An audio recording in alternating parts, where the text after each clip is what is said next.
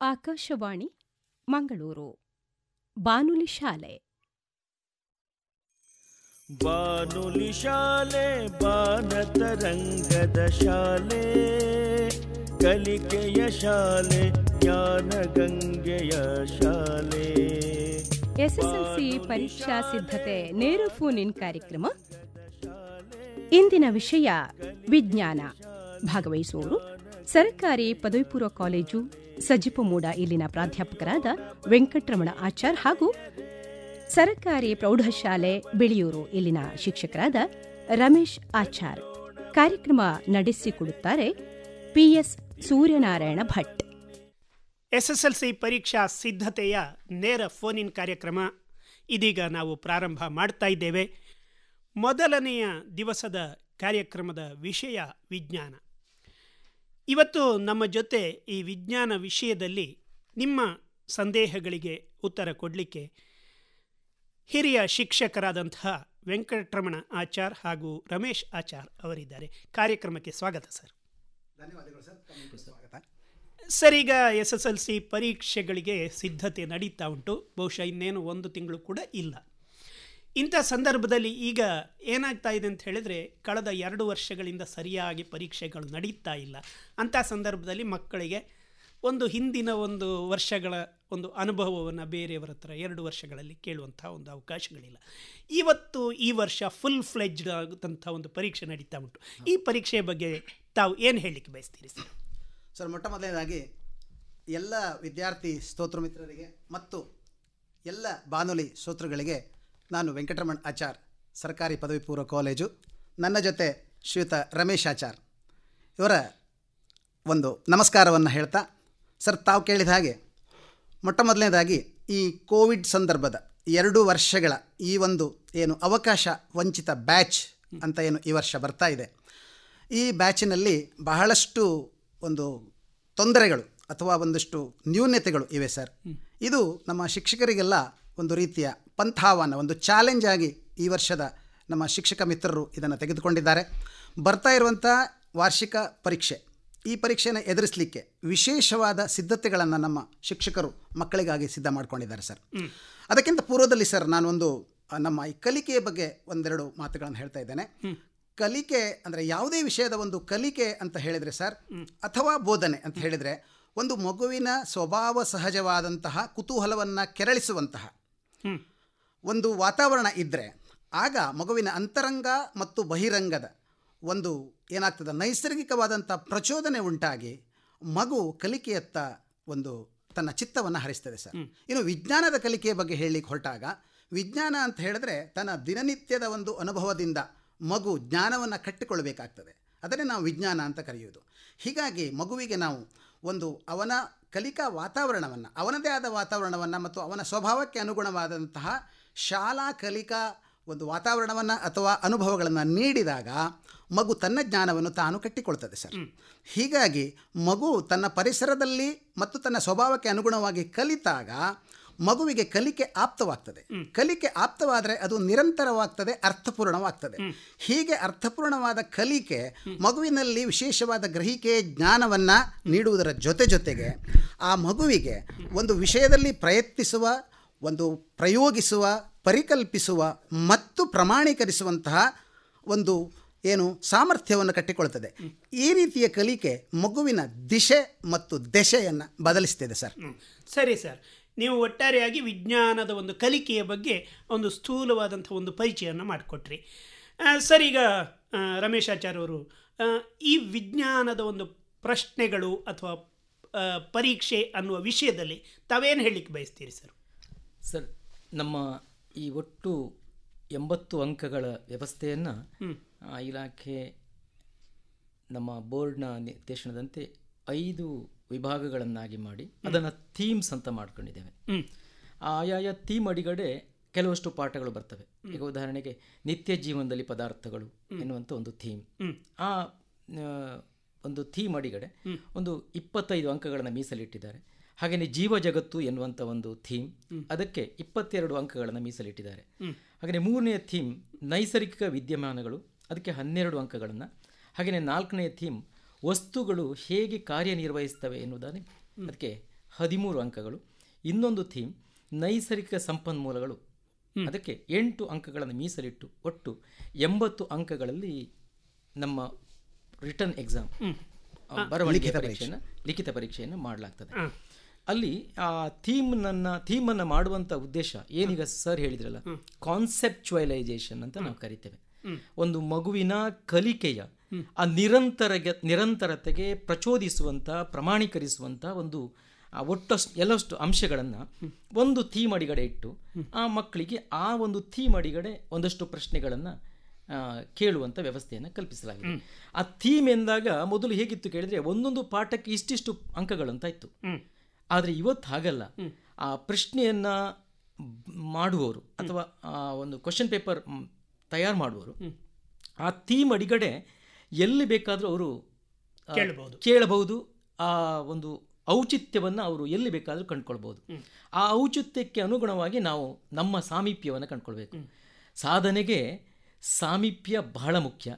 ಆ ಸಾಮೀಪ್ಯ ಇದ್ದಾಗ ಮಾತ್ರ ಸಾಧನೆ ಆಗ್ತದೆ. ಒಳ್ಳೊಳ್ಳೆಯ ಅಂಶಗಳನ್ನು ನಾವು ಮನದಟ್ಟು ಮಾಡಿಕೊಂಡು ಅದರ ಸಮೀಪಕ್ಕೆ ಹೋದಾಗ ಸಾಧನೆಯನ್ನು ಮಗು ಮಾಡಬಲ್ಲದು ಅನ್ನೋದಾಗಿ ನನ್ನ ಅಭಿಪ್ರಾಯ. ಶ್ರೋತೃಗಳೇ, ನೀವೀಗ ನಮಗೆ ಕರೆ ಮಾಡ್ಬೋದು. ನಮ್ಮ ದೂರವಾಣಿ ಸಂಖ್ಯೆಗಳು 082422119999. ಹಾಗೆಯೇ ನಮ್ಮ ಚರ ದೂರವಾಣಿ ಸಂಖ್ಯೆ 8277038000. ವಿದ್ಯಾರ್ಥಿಗಳು ವಿಜ್ಞಾನ ವಿಷಯದ ಯಾವುದೇ ಸಂದೇಹಗಳಿದ್ದರೆ ಇಲ್ಲಿ ಕೇಳಿ ಪರಿಹರಿಸ್ಬೋದು. ಸರಿಗ ಏನಂತ ಹೇಳಿದರೆ, ಮೊದಲನೇದಾಗಿ ಸರ್ ಹೇಳಿದರು, ಮುಖ್ಯವಾಗಿ ಚಾಪ್ಟರ್ಗಳ ವಿಷಯ ಅಲ್ಲ, ಇಲ್ಲಿ ವಿಷಯಗಳು ಅಂತ ಹೇಳಿದರೆ ಬೇರೆ ಬೇರೆ ರೀತಿಯಲ್ಲಿ ಇದನ್ನು ವಿಂಗಡಿಸಲಾಗಿದೆ ಅವರಿಗೆ ಅವರ ಒಂದು ಸಾಮರ್ಥ್ಯವನ್ನು ಅಳಿಲಿಕ್ಕೆ ಅಂತ. ಈಗ ಇದರಲ್ಲಿ ಪ್ರಶ್ನೆಗಳಿಗೆ ಬರುವುದಿದ್ದರೆ ಎಷ್ಟೆಷ್ಟು ಮಾರ್ಕಿನ ಪ್ರಶ್ನೆಗಳು ಹೇಗೆ ಬರ್ತವೆ ಅನ್ನೋದನ್ನು ಹೇಳ್ಬೋದು ಸರ್? ಇದೀಗ ಕಳೆದ ವರ್ಷದ ವಾರ್ಷಿಕ ಪರೀಕ್ಷೆಯನ್ನು ತೆಗೆದುಕೊಂಡಾಗ ಸರ್, ಇದೊಂದು ಸ್ಥಿತ್ಯಂತರ ಘಟ್ಟದಲ್ಲಿ ನಾವು ಗತ್ಯಂತರವಿಲ್ಲದೆ ಪ್ರಶ್ನೆ ಪತ್ರಿಕೆಯನ್ನು ರೂಪಿಸಿದ್ದು.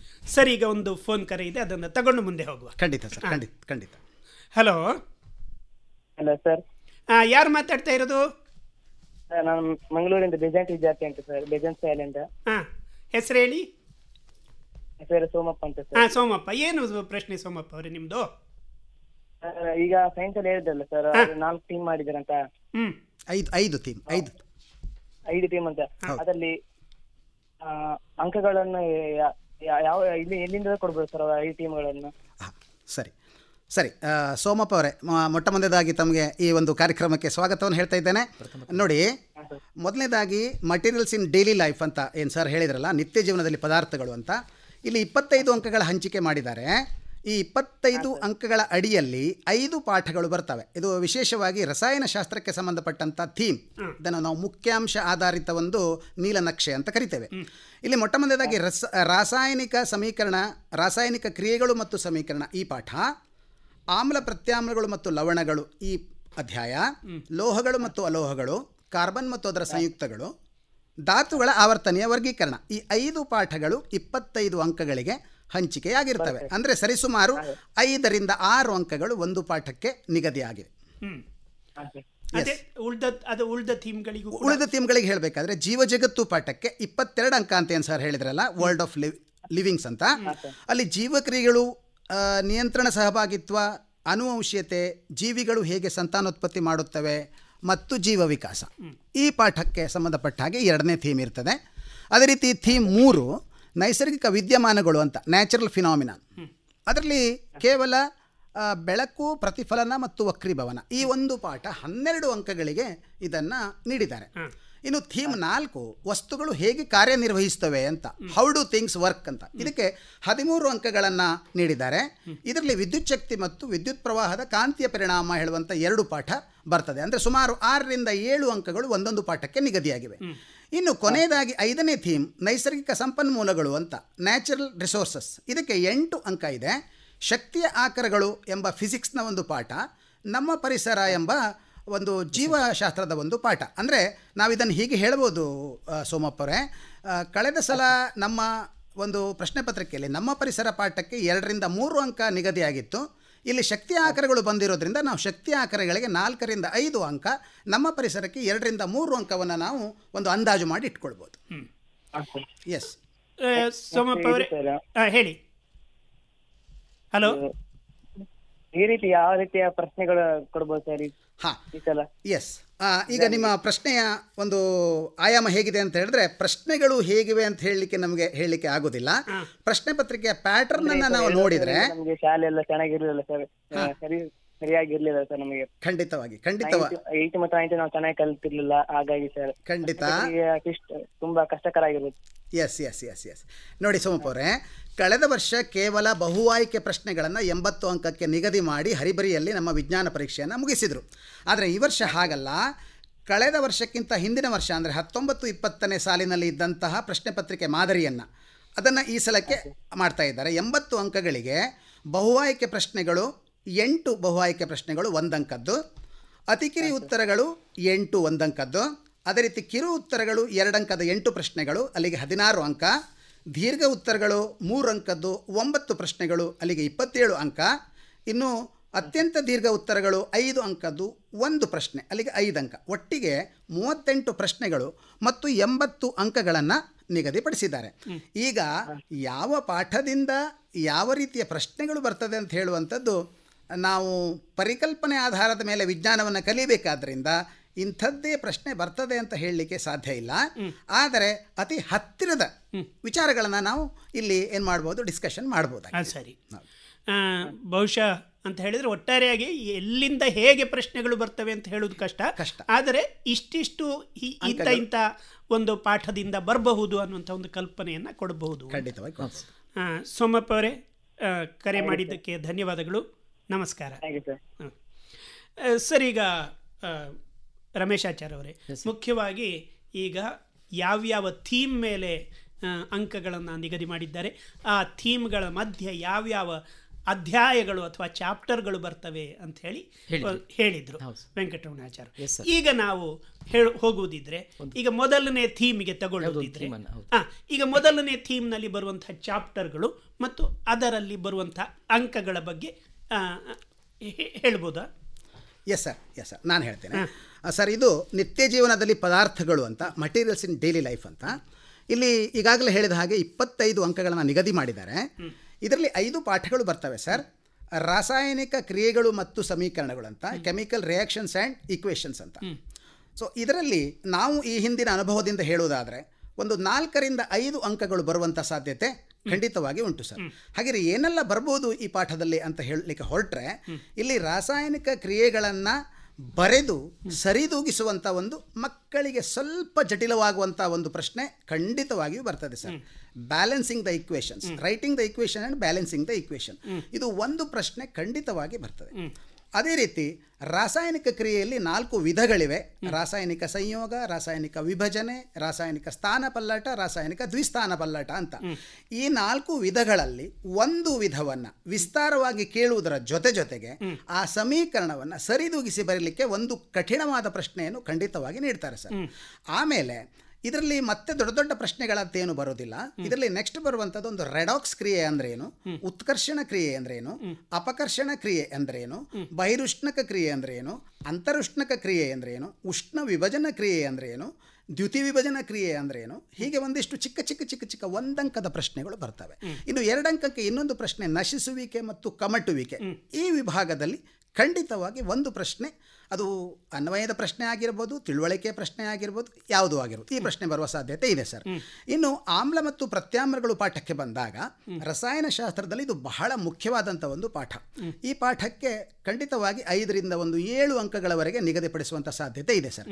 ಆಮ್ಲ ಪ್ರತ್ಯಾಮ್ಲಗಳು ಅಂದ್ರೇನು, ಅದರ ವಿವರಣೆ ಮತ್ತು ಆಮ್ಲಗಳ ಗುಣಲಕ್ಷಣಗಳು, ಪ್ರತ್ಯಾಮ್ಲಗಳ ಗುಣಲಕ್ಷಣಗಳು, ಆಮ್ಲ ಮತ್ತು ಪ್ರತ್ಯಾಮ್ಲಗಳ ನಡುವಿನ ವ್ಯತ್ಯಾಸ ಎಂಥದ್ದು, ಮತ್ತು ನಾವು ಪ್ರಯೋಗಶಾಲೆಯಲ್ಲಿ ಆಮ್ಲ ಮತ್ತು ಪ್ರತ್ಯಾಮ್ಲಗಳನ್ನು ಯಾವ್ಯಾವ ಧಾತುಗಳೊಂದಿಗೆ ವರ್ತಿಸಿದಾಗ ಯಾವ್ಯಾವ ರೀತಿಯ ರಾಸಾಯನಿಕ ಕ್ರಿಯೆಗಳು ಆಗ್ತದೆ, ತಟಸ್ಥೀಕರಣ ಕ್ರಿಯೆ ಅಂದ್ರೇನು, ಮುಖ್ಯವಾಗಿ ಕೆಲವು ತಯಾರಿಕೆಗಳಿವೆ ಸರ್ ಈ ಪಾಠದಲ್ಲಿ.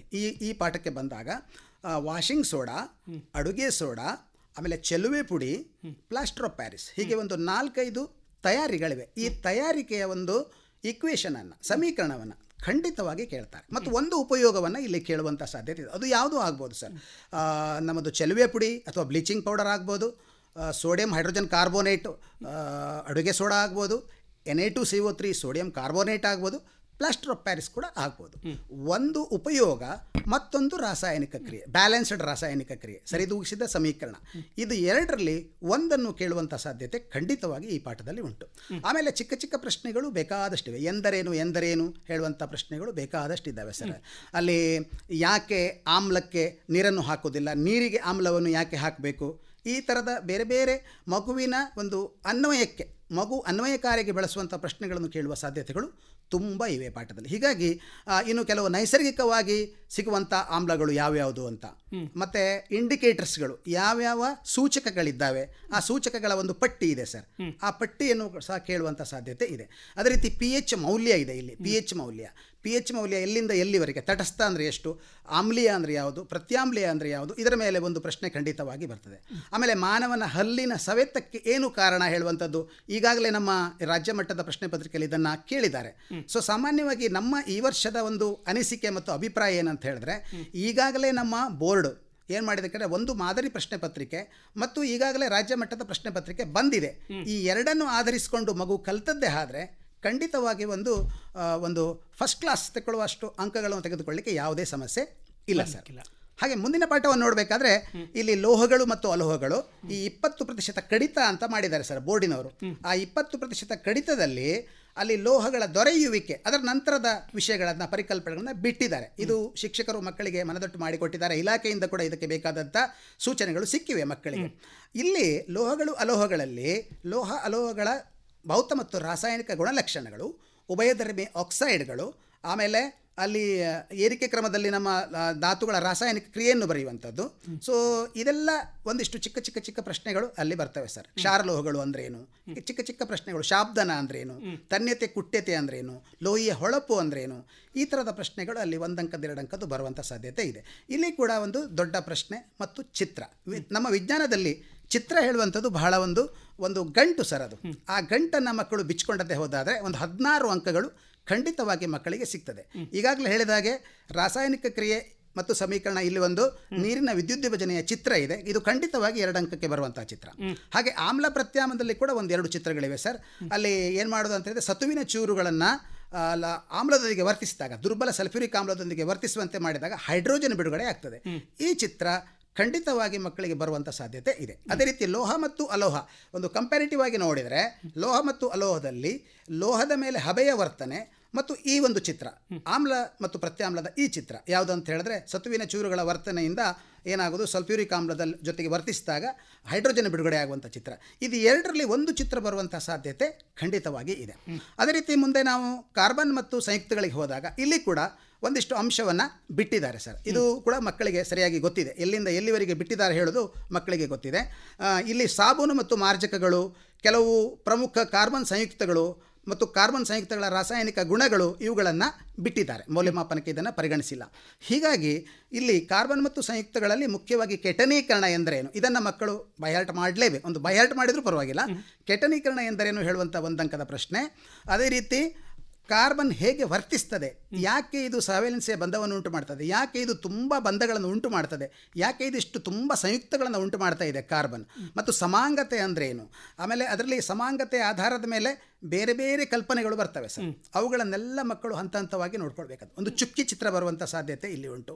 ಅದೇ ರೀತಿ ಕೆಲವು ಅದರ ಒಂದು ಏನು ಹೇಳ್ತಾರೆ ನಾವು ಸ್ಟ್ರಕ್ಚರಲ್ ಫಾರ್ಮುಲಾ ಬರೆಯುವಂಥದ್ದು, ಅಣುಸೂತ್ರ ಮತ್ತು ರಚನಾ ಸೂತ್ರವನ್ನು ಬರೆಯುವಂಥದ್ದು. ಬೆನ್ಝಿನ್ನು, ಸೈಕ್ಲೋಹೆಕ್ಸೇನು, ಸೈಕ್ಲೋಪ್ರೋಪೇನು, ಬ್ಯೂಟೇನು, ಐಸೋಬ್ಯೂಟೇನು, ಅದೇ ರೀತಿ ಕೆಲವು ಕ್ರಿಯಾ ಗುಂಪುಗಳು. ಈ ಕ್ರಿಯಾ ಗುಂಪಿಗೆ ಸಂಬಂಧಪಟ್ಟ ಹಾಗೆ ಒಂದು ಪ್ರಶ್ನೆ ಖಂಡಿತವಾಗಿ ಬರುವಂಥ ಸಾಧ್ಯತೆ ಇದೆ. ಸೊ ಹೀಗಾಗಿ ಲೋಹಗಳು ಅಲೋಹಗಳು, ಕಾರ್ಬನ್ ಮತ್ತು ಸಂಯುಕ್ತಗಳು, ಈ ಪಾಠ ಕೂಡ ಗಾಂಭೀರ್ಯತೆಯ ದೃಷ್ಟಿಯಿಂದ ಸೀರಿಯಸ್ ಆಗಿ ತಗೊಳ್ಬೇಕಾಗ್ತದೆ ಮಕ್ಕಳು ಈ ಪಾಠವನ್ನು ಅಂಕ ಗಳಿಸಲಿಕ್ಕೆ.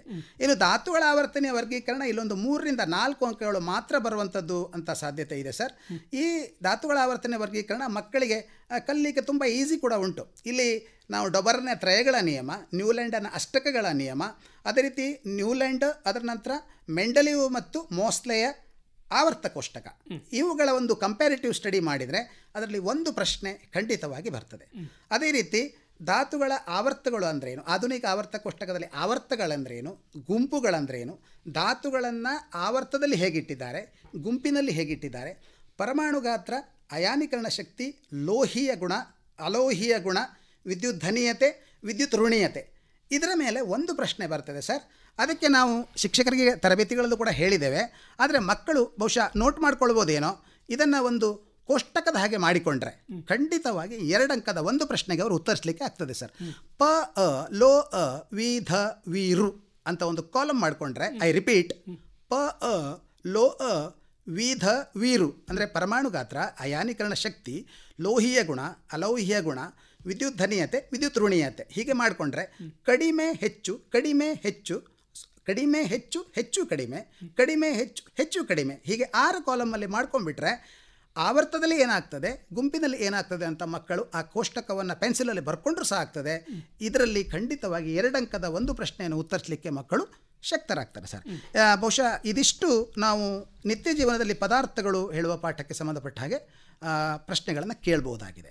ಇನ್ನು ಚಿತ್ರಗಳು ನಾನು ಈಗಾಗಲೇ ಹೇಳಿದ್ದೇನೆ ಸರ್, ವಿದ್ಯುತ್ ವಿಭಜನೆಯ ನೀರಿನ ವಿದ್ಯುತ್ ವಿಭಜನೆಯ ಚಿತ್ರ, ಹಾಗೆ ಸತುವಿನ ಚೂರುಗಳ ವರ್ತನೆ ದುರ್ಬಲ ಸಲ್ಫ್ಯೂರಿಕ್ ಆಮ್ಲದೊಂದಿಗೆ, ಆಮೇಲೆ ಲೋಹಗಳು ಹಬೆಯ ಮೇಲೆ ಲೋಹದ ವರ್ತನೆಯ ಚಿತ್ರ, ನೀರಿನ ಆಮ್ಲೀಯತೆಯನ್ನು ಪರೀಕ್ಷೆ ಮಾಡುವಂಥ ಚಿತ್ರ, ಲವಣ ದ್ರಾವಣದ ವಾಹಕತೆಯನ್ನು ಪರೀಕ್ಷೆ ಮಾಡುವಂತಹ ಚಿತ್ರ.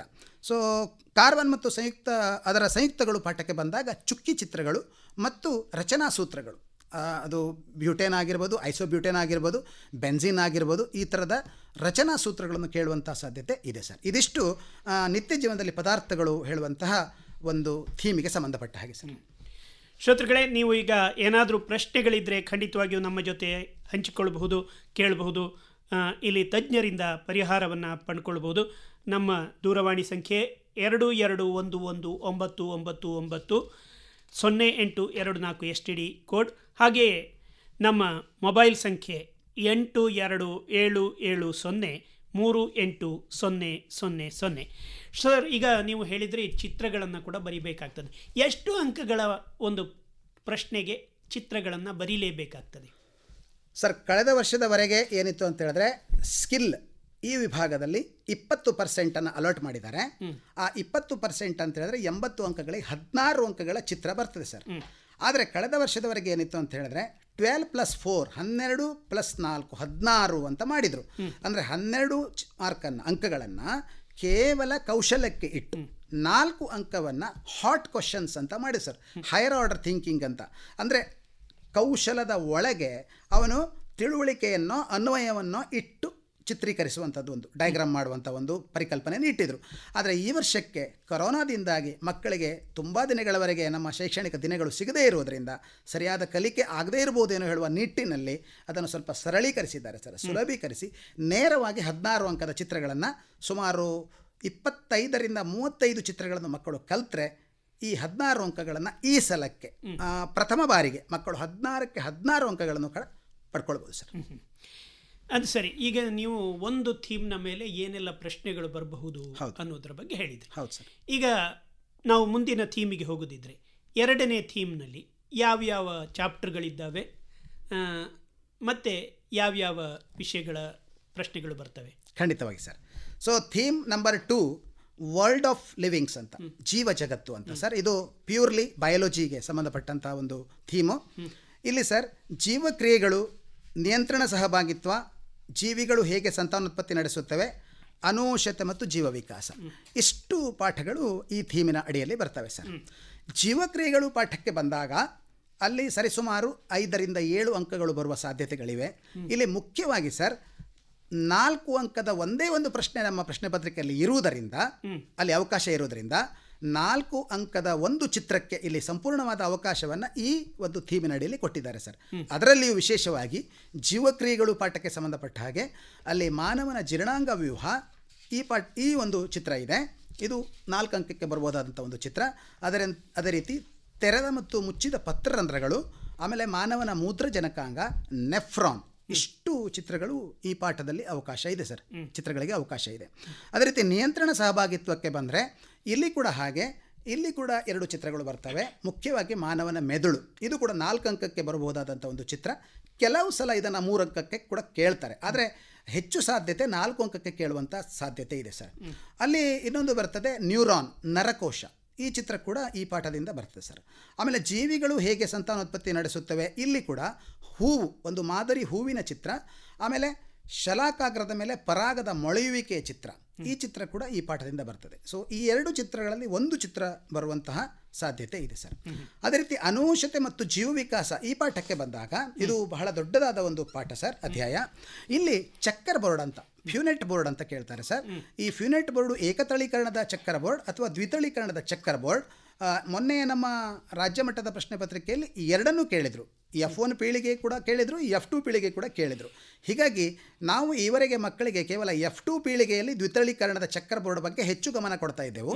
ಆದರೆ ಇದೀಗ ಈ ವರ್ಷದ ಮಾದರಿ ಪ್ರಶ್ನೆ ಪತ್ರಿಕೆಯನ್ನು ನೋಡುವಾಗ ಅಲ್ಲಿ F1 ಪೀಳಿಗೆ ಮತ್ತು F2 ಪೀಳಿಗೆ, ಏಕತಳೀಕರಣ ದ್ವಿತಳೀಕರಣ ಎರಡಕ್ಕೂ ಸಂಬಂಧಪಟ್ಟ ಹಾಗೆ ಕಲಿಬೇಕಾದಂಥ ಅನಿವಾರ್ಯತೆ ಮಕ್ಕಳಿಗೆ ಇದೆ ಸರ್. ಈ ಚಕ್ಕರ್ ಬೋರ್ಡ್ ಹೇಳುವಂಥದ್ದು ಚಿತ್ರಗಳ ಕೌಶಲದ ಅಡಿಯಲ್ಲಿ ಬರುವುದಿಲ್ಲ, ಆದರೂ ಕೂಡ ನಾವು ಅದನ್ನೊಂದು ಕೌಶಲವಾಗಿ ಮಕ್ಕಳಿಗೆ ಕಲಿಸ್ತಾ ಇದ್ದೇವೆ. ಇದು ನಮ್ಮ ಬೇರೆ ಒಂದು ವಿಭಾಗಕ್ಕೆ ಬರ್ತದೆ, ಆದರೆ ಕೌಶಲಗಳಲ್ಲಿ ಬರುವಾಗ ಇದು ಮಕ್ಕಳು ಬರೆದು ಕಲಿತಾರೆ. ಸೊ ಹೀಗಾಗಿ ಚಕ್ಕರ್ ಬೋರ್ಡ್ ಕೂಡ ಅಲ್ಲಿ ತುಂಬ ಇಂಪಾರ್ಟೆಂಟ್ ಆಗಿದೆ ಸರ್. ಇದು 2ನೆಯ ಥೀಮಿನ ಬಗ್ಗೆ 22 ಅಂಕಗಳು ನಿಗದಿಪಡಿಸಿದಂಥದ್ದು ಸರ್. ಸರ್, ಈಗ 3ನೇ ಥೀಮಿನ ಬಗ್ಗೆ ಸರ್. 3ನೇ ಥೀಮ್ ನೈಸರ್ಗಿಕ ವಿದ್ಯಮಾನಗಳು ಅಂತ. ಆ ಥೀಮ್ ಅಡಿಗಡೆ ಸಾಮಾನ್ಯವಾಗಿ 2 ಪಾಠಗಳು ಬರ್ತವೆ. ಒಂದು ಬೆಳಕು ಮತ್ತು ಪ್ರತಿಫಲನ ಅಂತ, ಇನ್ನೊಂದು ಮಾನವನ ಕಣ್ಣು. ಈ ಸರ್ತಿಯ ಇನ್ಸ್ಟ್ರಕ್ಷನ್ ಪ್ರಕಾರ ಮಾನವನ ಕಣ್ಣನ್ನು ಪರೀಕ್ಷೆಗಾಗಿ ಮೀಸಲಿಟ್ಟಿಲ್ಲ. ಈ ನಿರ್ದಿಷ್ಟ ಥೀಮ್ ನಡಿಗಡೆ ಬೆಳಕು ಆ ಪಾಠದ ಪ್ರಶ್ನೆಗಳು ಮಾತ್ರ ಉದ್ಭವಿಸ್ತವೆ. ಸುಮಾರು 12 ಅಂಕಗಳನ್ನು ಆ ನಿರ್ದಿಷ್ಟ ಪಾಠಕ್ಕಾಗಿ ನಿಗದಿಪಡಿಸಿದ್ದಾರೆ. ಬಹಳ ಅತ್ಯಂತ ರೋಚಕ ಮತ್ತು ಅತ್ಯಂತ ಕುತೂಹಲಕ್ಕೆ ಆಸ್ಪದವನ್ನು ಕೊಡುವಂಥ ಒಂದು ಪಾಠ. ಯಾಕಂದರೆ ಇಡೀ ಪಾಠ ಅಂತ ಹೇಳುವಂಥದ್ದು ಪ್ರಯೋಗಶಾಲೆಯಲ್ಲಿ ಮಾಡಬೇಕಾದಂಥ ಬೆಳಕಿನೊಂದಿಗೆ ಆಟ ಆಡುವಂಥ ಒಂದು ವಿದ್ಯಮಾನ. ಆದ್ದರಿಂದ ಮಕ್ಕಳಿಗೆ ಬಹಳ ಸಂತೋಷವನ್ನು ಕೊಡ್ತದೆ. ಅಲ್ಲಿಗೆ ಬರುವಂಥ ಬಣ್ಣದ ಕೆಲವಷ್ಟು ವಿಚಾರಗಳು. ಈ ಆಸಕ್ತಿಯ ಆಧಾರದ ಮೇಲೆ ನಾವು ಬಹಳ ಚೆನ್ನಾಗಿ ಈ ಪಾಠಕ್ಕೆ ಉತ್ತರವನ್ನು ಬರೀಲಿಕ್ಕಾಗ್ತದೆ. ನಾನು ಸಾಮಾನ್ಯವಾಗಿ ಮಕ್ಕಳಿಗೆ, ವಿದ್ಯಾರ್ಥಿಗಳಿಗೆ ಹೆಚ್ಚು ಸ್ಕೋರ್ ಮಾಡುವವರಿಗೆ ನಾನು ಯಾವಾಗಲೂ ಏನು ಹೇಳ್ತೇನೆ ಕೇಳಿದರೆ, ಈ ಇಡೀ ಒಂದು ಪಾಠದ ಎಲ್ಲ ಅಂಶಗಳನ್ನು ಒಂದು ಕಾಲಮ್ ಅಡಿಗಡೆ ಒಂದಿಷ್ಟು ತುಲನಾತ್ಮಕ ಅಂಶಗಳನ್ನು ಪಟ್ಟಿ ಮಾಡಿಕೊಂಡು ಅಧ್ಯಯನ ಮಾಡಿದಾಗ ಇಡೀ ಪಾಠವನ್ನು ನಾವು ಅಲ್ಲಿ ಕವರ್ ಮಾಡಲಿಕ್ಕೆ ಆಗ್ತದೆ. ಅಲ್ಲಿ ಇಡೀ ಪಾಠವನ್ನು 2 ಭಾಗ ಮಾಡಿದ್ದಾರೆ. ಮೊದಲು ಬೆಳಕಿನ ಪ್ರತಿಫಲನ, ಆಮೇಲೆ ಬೆಳಕಿನ ವಕ್ರೀಭವನ. ಬೆಳಕಿನ ಪ್ರತಿಫಲನಕ್ಕೆ ಬಂದಾಗ ಅಲ್ಲಿ ಸಮತಲದ ದರ್ಪಣದಲ್ಲಿ, ಅಂದರೆ ಕನ್ನಡಿಯಲ್ಲಿ ಹೇಗೆ ಬೆಳಕು ಪ್ರತಿಫಲನಗೊಳ್ಳುತ್ತದೆ, ಅಲ್ಲಿ ಯಾವ ರೀತಿಯ ನಿಯಮಗಳೆಲ್ಲ ಬರ್ತವೆ, ಆ ನಿಯಮದ ಅಡಿಗಡಿ ಏನೆಲ್ಲ ಅಂಶಗಳಿರ್ತವೆ. ಆಮೇಲೆ ಸ್ವಲ್ಪ ಮುಂದಕ್ಕೆ ಹೋದಾಗ ಅದೇ ಪ್ರತಿಫಲನದಲ್ಲಿ ವಕ್ರ ದರ್ಪಣಗಳು, ಗೋಳೀಯ ದರ್ಪಣಗಳು ಅಂತ ಕರಿತೇವೆ, ಸ್ಪೆರಿಕಲ್ ಮಿರರ್ಸ್. ಆ ಸ್ಪೆರಿಕಲ್ ಮಿರರ್ಗಳಲ್ಲಿ ಯಾವ ರೀತಿ ಪ್ರತಿಫಲನಗೊಳ್ಳುತ್ತದೆ ಅಂತ. ಸಾಮಾನ್ಯವಾಗಿ ಪ್ರತಿಫಲನ ಎನ್ನುವಂಥ ನೈಸರ್ಗಿಕ ವಿದ್ಯಮಾನ ಅದು ಆ ಬೆಳಕು ಬೀಳುವಂಥ ಸಮತಲ ಹೇಗೆ ಇರಲಿ ತನ್ನ ನಿಯಮವನ್ನು ನೈಸರ್ಗಿಕವಾಗಿ ಅದು ಬದಲಾಯಿಸುವುದೇ ಇಲ್ಲ. ಬೆಳಕು ನಿಸರ್ಗ ಸಹಜವಾಗಿ ತನ್ನ ಸಿದ್ಧಾಂತಗಳಿಗೆ ಬೆಳಕು ಬದ್ಧವಾಗಿದೆ. ಈ ಅಂಶ ವಿದ್ಯಾರ್ಥಿ ಅರ್ಥ ಮಾಡಿಕೊಂಡ್ರೆ ಅಲ್ಲಿ ಯಾವುದೇ ಕನ್ಫ್ಯೂಷನ್ ಬರೋದಿಲ್ಲ. ಈಗ ಉದಾಹರಣೆಗೆ ಬೆಳಕು ಸಮತಲ ದರ್ಪಣದ ಮೇಲೆ ಬಿದ್ದಾಗ ಹೇಗೆ ತಾನು ಬಿದ್ದಿದೆಯೋ ಅದೇ ಒಂದು ಆ್ಯಂಗಲಲ್ಲಿ ಅದು ಹಿಂದಕ್ಕೆ ಸೆಳೀತದೆ ಅಥವಾ ಹಿಂದಕ್ಕೆ ಹೊಡಿತದೆ. ಸೇಮ್ ಸಿದ್ಧಾಂತ ಒಂದು ಮಾಧ್ಯಮದಲ್ಲಿ ಪ್ರವಹಿಸ್ತಿರುವಂಥ ಬೆಳಕು ಅದೇ ಮಾಧ್ಯಮದಲ್ಲಿ ಇರುವಂಥ ಒಂದು ಗೋಳಿಯ ದರ್ಪಣದ ಮೇಲೆ ಬಿದ್ದು ಹೇಗೆ ತಾನು ಎಷ್ಟು ಕೋನದಲ್ಲಿ ಬಿದ್ದಿದ್ದೇನೆ ಅಷ್ಟೇ ಕೋನದಲ್ಲಿ ಅದು ರಿಬೌನ್ಸ್ ಆಗ್ತದೆ. ಇದು ಬೆಳಕಿನ ಸಿದ್ಧಾಂತ. ಇದನ್ನು ನಾವು ಅರ್ಥ ಮಾಡ್ಕೊಳ್ಬೇಕು. ಬಹುಶಃ ಆ ನಿರ್ದಿಷ್ಟ ಪಾಠದಲ್ಲಿ ಬೆಳಕು ಮತ್ತು ಅಲ್ಲಿಯ ಸಂಬಂಧಪಟ್ಟಂಥ ವಿದ್ಯಮಾನದಲ್ಲಿ ಮೊದಲ ಭಾಗದ ಪ್ರತಿಫಲನವನ್ನು ಹೇಳಿದೆ ನಾನು. ಹಾಗೆ ಮತ್ತೆ ಮುಂದಕ್ಕೆ ಹೋದಾಗ ಅಲ್ಲಿ ವಕ್ರೀಭವನ ಬರ್ತದೆ. ವಕ್ರೀಭವನ ಎಂದಾಗ ಬೆಳಕು ಒಂದು ಮಾಧ್ಯಮದಿಂದ ಇನ್ನೊಂದು ಮಾಧ್ಯಮಕ್ಕೆ, ಅಲ್ಲಿ ಕೂಡ ಹಾಗೇನೆ ಇಲ್ಲಿ ಹೇಗೆ ಸಮತಲ ದರ್ಪಣವನ್ನು ತೆಗೆದುಕೊಂಡಿದ್ದೇವೆ ಹಾಗೆ ಸಮತಲವಾದಂಥ ಒಂದು ಮೀಡಿಯಾ ಅಂದರೆ ಗಾಜಿನ ಹಲಗೆ ಸ್ಲ್ಯಾಬನ್ನು ತಗೊಂಡಿದ್ದಾರೆ. ಅಲ್ಲಿ ವಕ್ರೀಭವನ ಆಗ್ತದೆ. ಬೆಳಕು ಒಂದು ಮಾಧ್ಯಮದಿಂದ ಇನ್ನೊಂದು ಮಾಧ್ಯಮಕ್ಕೆ ಪ್ರವಹಿಸ್ತದೆ. ಹಾಗೆಯೇ ಮತ್ತೆ ಮುಂದಕ್ಕೆ ಹೋದಾಗ ಅಲ್ಲಿ ವಕ್ರ ಮೇಲ್ಮೈಯಲ್ಲಿ ಹೇಗೆ ಬೆಳಕು ವಕ್ರೀಭವನಗೊಳ್ಳುತ್ತದೆ ಅಂತ ಒಂದು ತುಲನಾತ್ಮಕ 2 ಅಂಶಗಳು. ಅಲ್ಲಿ ಸಮತಲ ದರ್ಪಣ, ಇಲ್ಲಿ ಗಾಜಿನ ಹಲಗೆ, ಆಚೆ ಪ್ರತಿಫಲನದಲ್ಲಿ ವಕ್ರ ಮೇಲ್ಮೈ, ಇಲ್ಲಿ ವಕ್ರೀಭವನಕ್ಕೆ ಬಂದಾಗ ವಕ್ರ ಮೇಲ್ಮೈ. ಈ ಎರಡನ್ನು ನಾವು ತುಲನಾತ್ಮಕವಾಗಿ ಪಟ್ಟಿ ಮಾಡಿಕೊಂಡಾಗ ಹೇಗೆಲ್ಲ ಅಲ್ಲಿ ಬರುವಂಥ ಅಂಶಗಳು ಸಿಗ್ತವೆ ಅಂತ. ಅಲ್ಲಿ ವಿಶೇಷವಾಗಿ ಒಂದು ಪಾಠದಲ್ಲಿ ಮಗುವಿನ ಟೋಟಲ್ ಸ್ಕಿಲ್ಲಿಗೆ ಪ್ರಧಾನ ಆದ್ಯತೆ ಇದೆ. 1 ಮಾರ್ಕಿನದ್ದು 2 ಮಾರ್ಕಿನದ್ದು ಬರ್ತದೆ, ಅಲ್ಲ ಹೇಳೋದಿಲ್ಲ. ಬಟ್ ಮೊದಲು ನಾವು ಅಲ್ಲಿ ಬರುವಂಥ ರೇ ಡಯಾಗ್ರಾಮ್ ಅಂತ ಹೇಳ್ತೇವೆ. ಆ ರೇ ಡಯಾಗ್ರಾಮ್ ಅಂತ, ಆ ಡಯಾಗ್ರಾಮ್ ಬಿಡಿಸುವಾಗ ಏನೆಲ್ಲ ಸಿದ್ಧಾಂತಗಳಿವೆ, ಸೈದ್ಧಾಂತಿಕ ಅಂಶಗಳು ಯಾವುದು, ಆ ಸೈದ್ಧಾಂತಿಕ ಅಂಶಗಳು ಬರೋದು 2-3 ಮಾತ್ರ. ಆ 2-3 ಸೈದ್ಧಾಂತಿಕ ಅಂಶಗಳನ್ನು ಇಟ್ಕೊಂಡಾಗ ನಾವು ಎರಡೂ ವಿಭಾಗಗಳನ್ನು ತುಲನೆ ಮಾಡ್ತಾ ಚಿತ್ರ ಬಿಡಿಸ್ತಾ ಹೋದರೆ ನಮಗೆ ಪಕ್ಕಾ ಪಾಠ 12ಕ್ಕೆ 12 ಸ್ಕೋರ್ ಮಾಡುವಂಥ ಸಾಧ್ಯತೆ ಉಂಟು ಸರ್. ಯಾಕೆ ಉದಾಹರಣೆಗೆ ಒಂದು ಬೆಳಕನ್ನು ನಾವು ಒಂದು ಗೋಳಿಯ ದರ್ಪಣದ ಮೇಲೆ ಬಿಡ್ತಾ ಇದ್ದೀವಿ ಅಂತ ತಿಳ್ಕೊಳ್ಳಿ. ಯಾವುದೋ ಒಂದು ವಸ್ತು ಇದೆ, ದೂರದ ಅನಂತದಲ್ಲಿದೆ ಅಂತ ತಿಳ್ಕೊಂಡ್ರೆ, ಅದು ಆ ದೂರದ ಅನಂತದಲ್ಲಿಂದ ಬಂದಂಥ ವಸ್ತುವಿನ ಬೆಳಕು ಆ ದರ್ಪಣದ ಮೇಲೆ ಬಿದ್ದು ಪುನಃ ಅದು ಪ್ರತಿಫಲಿಸಲ್ಪಟ್ಟು ಎಲ್ಲಿ ಮೂಡ್ತದೆ, ಅದು ನಮ್ಮ ಎಫ್ನಲ್ಲಿ ಮೂಡ್ತದೆ. ಅದೇ ರೀತಿ ಆ ಆಬ್ಜೆಕ್ಟನ್ನು ಹತ್ತಿರ ತಂದ ಹಾಗೆ ನಮ್ಮ ಬಿಂಬ ದೂರ ಹೋಗ್ತದೆ. ನಾವೀಗ ಆಗ ನಿಮ್ಮ ರೇಡಿಯೋದಲ್ಲಿ ಆಗ ಕೇಳೋದುಂಟು, ನಾನೊಂದು ತೀರ ನೀನೊಂದು ತೀರ, ಹಳೆ ಕಾಲದಲ್ಲಿ ಪದ್ಯಗಳನ್ನು ಕೇಳ್ತಿದ್ವಿ. ಹಾಗೆಯೇ ಈ ಬಿಂಬ ಮತ್ತು ವಸ್ತು ಅವುಗಳು ಹತ್ತಿರ ಯಾವ ಕಾರಣಕ್ಕೂ ಬರುವುದೇ ಇಲ್ಲ. ಬರುವುದು ಯಾವಾಗ ಕೇಳಿದರೆ ಒಂದೇ ಒಂದು ಹಂತದಲ್ಲಿ ವಸ್ತು 2 ಎಫ್ನಲ್ಲಿ ಇಟ್ಟಾಗ ಒಂದೇ ರೀತಿಯ ಬಿಂಬ ಮತ್ತು ವಸ್ತು ಇರ್ತದೆ. ಬೇರೆ ಎಲ್ಲ ಸಂದರ್ಭದಲ್ಲಿ ಕೂಡ ಒಂದಕ್ಕೊಂದು ಮೇಳೈಸುವ ಅಂಶವೇ ಇಲ್ಲ. ಸೇಮ್ ಸಿದ್ಧಾಂತ ನಮ್ಮ ವಕ್ರೀಭವನಕ್ಕೆ ಬಂದಾಗ ಕೂಡ ಅದು ಅನ್ವಯಿಸ್ತದೆ. ಸೊ ಈ 2 ಅಂಶಗಳನ್ನು ನಾವು ಪಕ್ಕ ಬರ್ಕೊತ ಹೋದರೆ, ರೇ ಡಯಾಗ್ರಾಮನ್ನು ಬಿಡಿಸ್ತಾ ಹೋದರೆ, ಆ ರೇ ಡಯಾಗ್ರಾಮಲ್ಲಿ ಇಡೀ ಪಾಠ ಅಡಗಿದೆ ಅಂತ. ಇಡೀ ಪಾಠ ಯಾವ ರೀತಿ ಅಡಗಿದೆ ಕೇಳಿದರೆ, ಅಲ್ಲಿ ಬರುವಂಥ ಎಲ್ಲ ನೈಸರ್ಗಿಕ ವಿದ್ಯಮಾನಗಳನ್ನು ಹೇಗೆ ನಾವು ಪ್ರಾಕ್ಟಿಕಲ್ ಲೈಫಲ್ಲಿ, ಪ್ರಾಯೋಗಿಕ ಜೀವನದಲ್ಲಿ ಎಲ್ಲೆಲ್ಲಿ ಅಳವಡಿಸ್ಕೊಂಡಿದ್ದೇವೆ ಅಂತ ಕ್ಲಿಯರ್ ಕಟ್. ಈಗ ಉದಾಹರಣೆಗೆ ಒಬ್ಬ ದಂತ ವೈದ್ಯ ತಾನು ಹಲ್ಲನ್ನು ಪರೀಕ್ಷಿಸುವಾಗ ಅಲ್ಲಿ ಒಂದು ಚಮಚದ ರೀತಿಯ ಒಂದು ವಸ್ತುವನ್ನು ಬಳಸ್ತಾರೆ. ನಮ್ಮ ತಲೆಯಲ್ಲಿ ಅದೊಂದು ಮಾಮೂಲಿಯಾಗಿ ತೆಗೆದುಕೊಂಡಿರ್ತೇವೆ. ಆದರೆ ಅಲ್ಲಿ ಬಳಸುವಂಥದ್ದು ಗೋಳಿಯ ದರ್ಪಣದ ಪ್ರತಿಫಲನ ಕ್ರಿಯೆ. ಅಲ್ಲಿ ಬಳಸುವಂಥದ್ದು ಗಾಜನ್ನು ಬಳಸೋದಿಲ್ಲ, ಬಟ್ ನುಣುಪಾದ ಸ್ಟೈನ್ಲೆಸ್ ಸ್ಟೀಲ್ನ ಮೇಲ್ಮೈಯನ್ನು ಬಳಸಿರ್ತಾರೆ. ಅದನ್ನು ಯಾಕೆ ಬಳಸ್ತಾರೆ ಕೇಳಿದರೆ, ಆ ವೈದ್ಯ ಮಗುವಿನ ಆ ವ್ಯಕ್ತಿಯ ಹಲ್ಲನ್ನು ಸೂಕ್ಷ್ಮವಾಗಿ ಪರೀಕ್ಷಿಸಿ ಎಲ್ಲೆಲ್ಲಿ ಏನೇನು ಡಿಫೆಕ್ಟ್ ಇದೆ ಅಂತ ನೋಡ್ಕೊಳ್ಳೋದಕ್ಕೆ ಅವರು ಬಳಸ್ತಾರೆ. ಯಾರೋ ಒಬ್ಬ ವಾಚ್ ರಿಪೇರಿಯವರು ತನ್ನ ಕಣ್ಣಿಗೆ ಒಂದು ಲೆನ್ಸನ್ನು ಬಳಸಿರ್ತಾರೆ, ಮಸೂರನ್ನು ಬಳಸಿರ್ತಾರೆ. ಯಾಕೆ ಅಷ್ಟು ಕಣ್ಣೊಳಗಡೆ ಸಿಕ್ಸ್ಕೊಂಡಿರ್ತಾರೆ ಕೇಳಿದರೆ, ಅದಕ್ಕನ್ನು ಪ್ರಶ್ನಿಸ್ತಾ ಹೋದಾಗ ಅದಕ್ಕೆ ಉತ್ತರ ಸಿಗ್ತದೆ. ಯಾಕಂತ ಕೇಳಿದರೆ, ಅಲ್ಲಿ ಆ ವಸ್ತು ಎಲ್ಲಿ ಇದೆ ಅದು ಅವನ ಕಣ್ಣಿನ ರೆಟಿನದ ಮೇಲೆ ಬಿದ್ದು ಕರೆಕ್ಟಾಗಿ ಅಲ್ಲಿ ವಸ್ತು ಕಾಣಬೇಕಾದ್ರೆ ಅಲ್ಲೆಲ್ಲೇ ಇಟ್ಟಿರಬೇಕು. ಆಯಾ ಡಿಸ್ಟೆನ್ಸ್ಗಳು ಇಟ್ಕೊಂಡಾಗ ಮಾತ್ರ ಪಕ್ಕ ಕಾಣ್ತದೆ. ಈ ಎಲ್ಲ ಸಿದ್ಧಾಂತಗಳನ್ನು ಬಹುಶಃ ಆ ಅಂಶ ಮಾನವನ ಕಣ್ಣಿನಲ್ಲಿ ಬಂದಿರ್ತದೆ. ಬಟ್ ಅದು ಮಾನವನ ಕಣ್ಣಿನಲ್ಲಿ ಬಂದರೂ ಕೂಡ ಆ ಒಂದು ಸಿದ್ಧಾಂತ, ಆ ಒಂದು ಪ್ರಾಯೋಗಿಕ ಅಂಶ ಅಂತ ಹೇಳುವಂಥದ್ದು ಈ ನಿರ್ದಿಷ್ಟ ಪಾಠದಲ್ಲಿ ಅಡಗಿದೆ ಎನ್ನುವುದು ಮಗು ಸ್ಪಷ್ಟಪಡಿಸ್ಕೊಳ್ಬೇಕಾಗ್ತದೆ.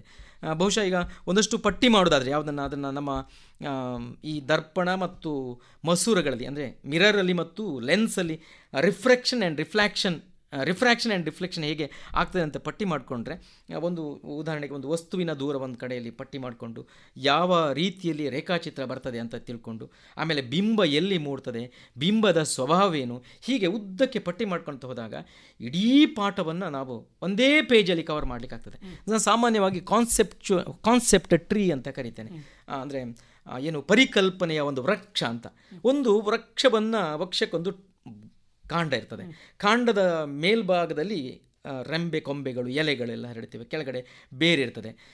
ಈ ಪಾಠ, ಬೆಳಕು ಎನ್ನುವ ಪಾಠ ಇದೆಯಲ್ಲ, ಅದರ ಕಾಂಡದಲ್ಲಿ ಏನು ಬರ್ತದೆ, ಅಲ್ಲಿ ಎಲೆಗಳಲ್ಲೆಲ್ಲ ಏನೆಲ್ಲ ಬರ್ತದೆ, ಏನು ಬೇರುಗಳು ಬರ್ತವೆ ಅನ್ನುವ ರೀತಿಯಲ್ಲಿ ಅದನ್ನು ಡಿಸೈನ್ ಮಾಡಿಕೊಂಡ್ರೆ ನಮಗೆ ಇಡೀ ಪಾಠದ ಕಾನ್ಸೆಪ್ಟ್ ಅನ್ನೋದು ಪಕ್ಕ ಆಗ್ತದೆ.